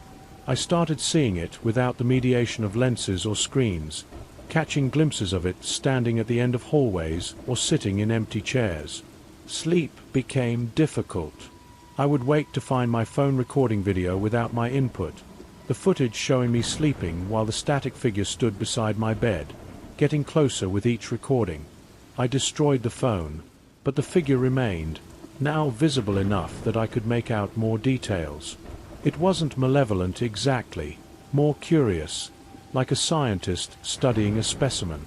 But its very presence was wrong, a violation of the natural order that made my skin crawl and my mind rebel. I knew what I had to do. Robert Henley had passed the curse to me, and now I had to pass it on. But I couldn't bring myself to do it. The thought of inflicting this on another person was abhorrent. So I tried a different approach. I would document everything, create a comprehensive record of the phenomenon, and find a way to end it rather than just transfer it. I set up cameras throughout my apartment, recording constantly. I kept detailed notes of every sighting, every pattern of behavior. I noticed that the figure was strongest during certain times, 3:33 a.m., noon, and sunset. It seemed to be drawn to specific types of recording media more than others, preferring analog to digital, older technology to newer. The mini DV camera that started it all was its strongest connection point. Through my research, I found references to similar entities in old texts, things that existed in the liminal spaces of reality, feeding on observation and documentation. There were accounts from the early days of photography of people seeing things in daguerreotypes that weren't there when the photo was taken. Stories of early film reels showing extra figures that nobody remembered being on set. The technology changed, but the phenomenon remained consistent. I developed a theory that these entities were parasitic, but not in the traditional sense. They fed on the act of being observed, on the collapse of quantum uncertainty that observation created. Recording devices were particularly powerful because they created permanent observations, fixed points in space-time that the entities could anchor themselves to. The more someone observed them, the more real they became in our dimension. If that was true, then the solution wasn't to stop observing them, but to observe them completely, to collapse their quantum uncertainty entirely, and force them fully into our reality, where they would be subject to our physical laws. It was a dangerous gambit, but I was running out of options. The figure was now visible most of the time, following me everywhere, its static form becoming more solid and disturbing with each passing day. I prepared carefully, setting up dozens of cameras in a rented storage unit, all pointing at a central point. I placed mirrors at strategic angles to create infinite reflections. I connected everything to a central control system that would record from every angle simultaneously. Then I brought the original mini DV camera, the one that started everything, and placed it in the center. At exactly 3:33 a.m., I turned everything on and stood in the center of the camera's focus. The static figure appeared immediately, drawn by the intensity of observation. But something was different this time. Instead of one figure, there were dozens, all emerging from the various recording devices, converging on the central point where I stood. They weren't individual entities, but fragments of something larger, pieces of a being that existed across multiple dimensions simultaneously. As they merged, the static resolved into something more coherent. Not human, but not entirely alien either. It was like looking at a living embodiment of information itself, a being made of data and observation. It spoke, not with sound but directly into my mind, explaining what I had partially figured out on my own. They were researchers, scientists from a dimension where consciousness and technology had merged. They studied other realities through the windows that recording devices created, but the act of observation created unintended connections, allowing them to partially manifest in our world. The merger completed, and the being stood before me, fully realized in our dimension. It was beautiful and terrible, a crystalline structure of living information that hurt to perceive directly. It thanked me for completing the process, for allowing it to fully manifest so it could return to its own dimension properly. The partial manifestations, it explained, were as painful for them as they were terrifying for us, trapping fragments of their consciousness in our reality. With a sound like reality tearing and repairing itself, the being disappeared, taking with it all traces of its presence. The cameras showed only me, standing alone in an empty storage unit. The curse, if that's what it had been, was broken, but I was left with a recording of everything that had happened, proof that our reality was far more permeable than we believed. I kept the recordings but never watched them again. I destroyed the mini DV camera, breaking it into pieces and scattering them in different dumpsters across the city. I tried to return to my normal life, but how do you go back to normal after experiencing something like that? Every recording device became a reminder of how thin the barriers between dimensions really were, how easily something from elsewhere could push through. Sometimes I wonder about Robert Henley, whether he ever found peace, or if he discovered what I discovered. I wonder about all the others who have encountered these beings, whether they passed on the curse or found their own solutions.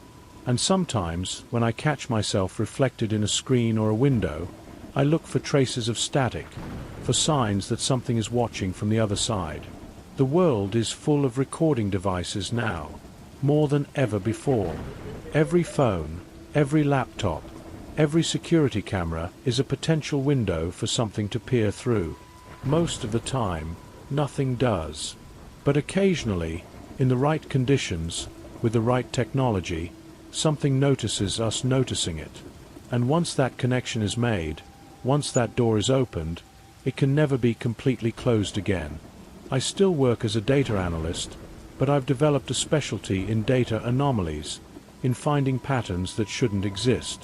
It's my way of watching for signs, for evidence that the barriers are weakening again. Because I know now that we're not alone in our observation of reality. There are others watching, studying, trying to understand us just as we try to understand them. And sometimes, our mutual observation creates connections that neither side intended, bridges between worlds that were never meant to touch. The estate sale where I found the camera was 3 years ago. I've never had another encounter like that one, but I've never stopped being vigilant.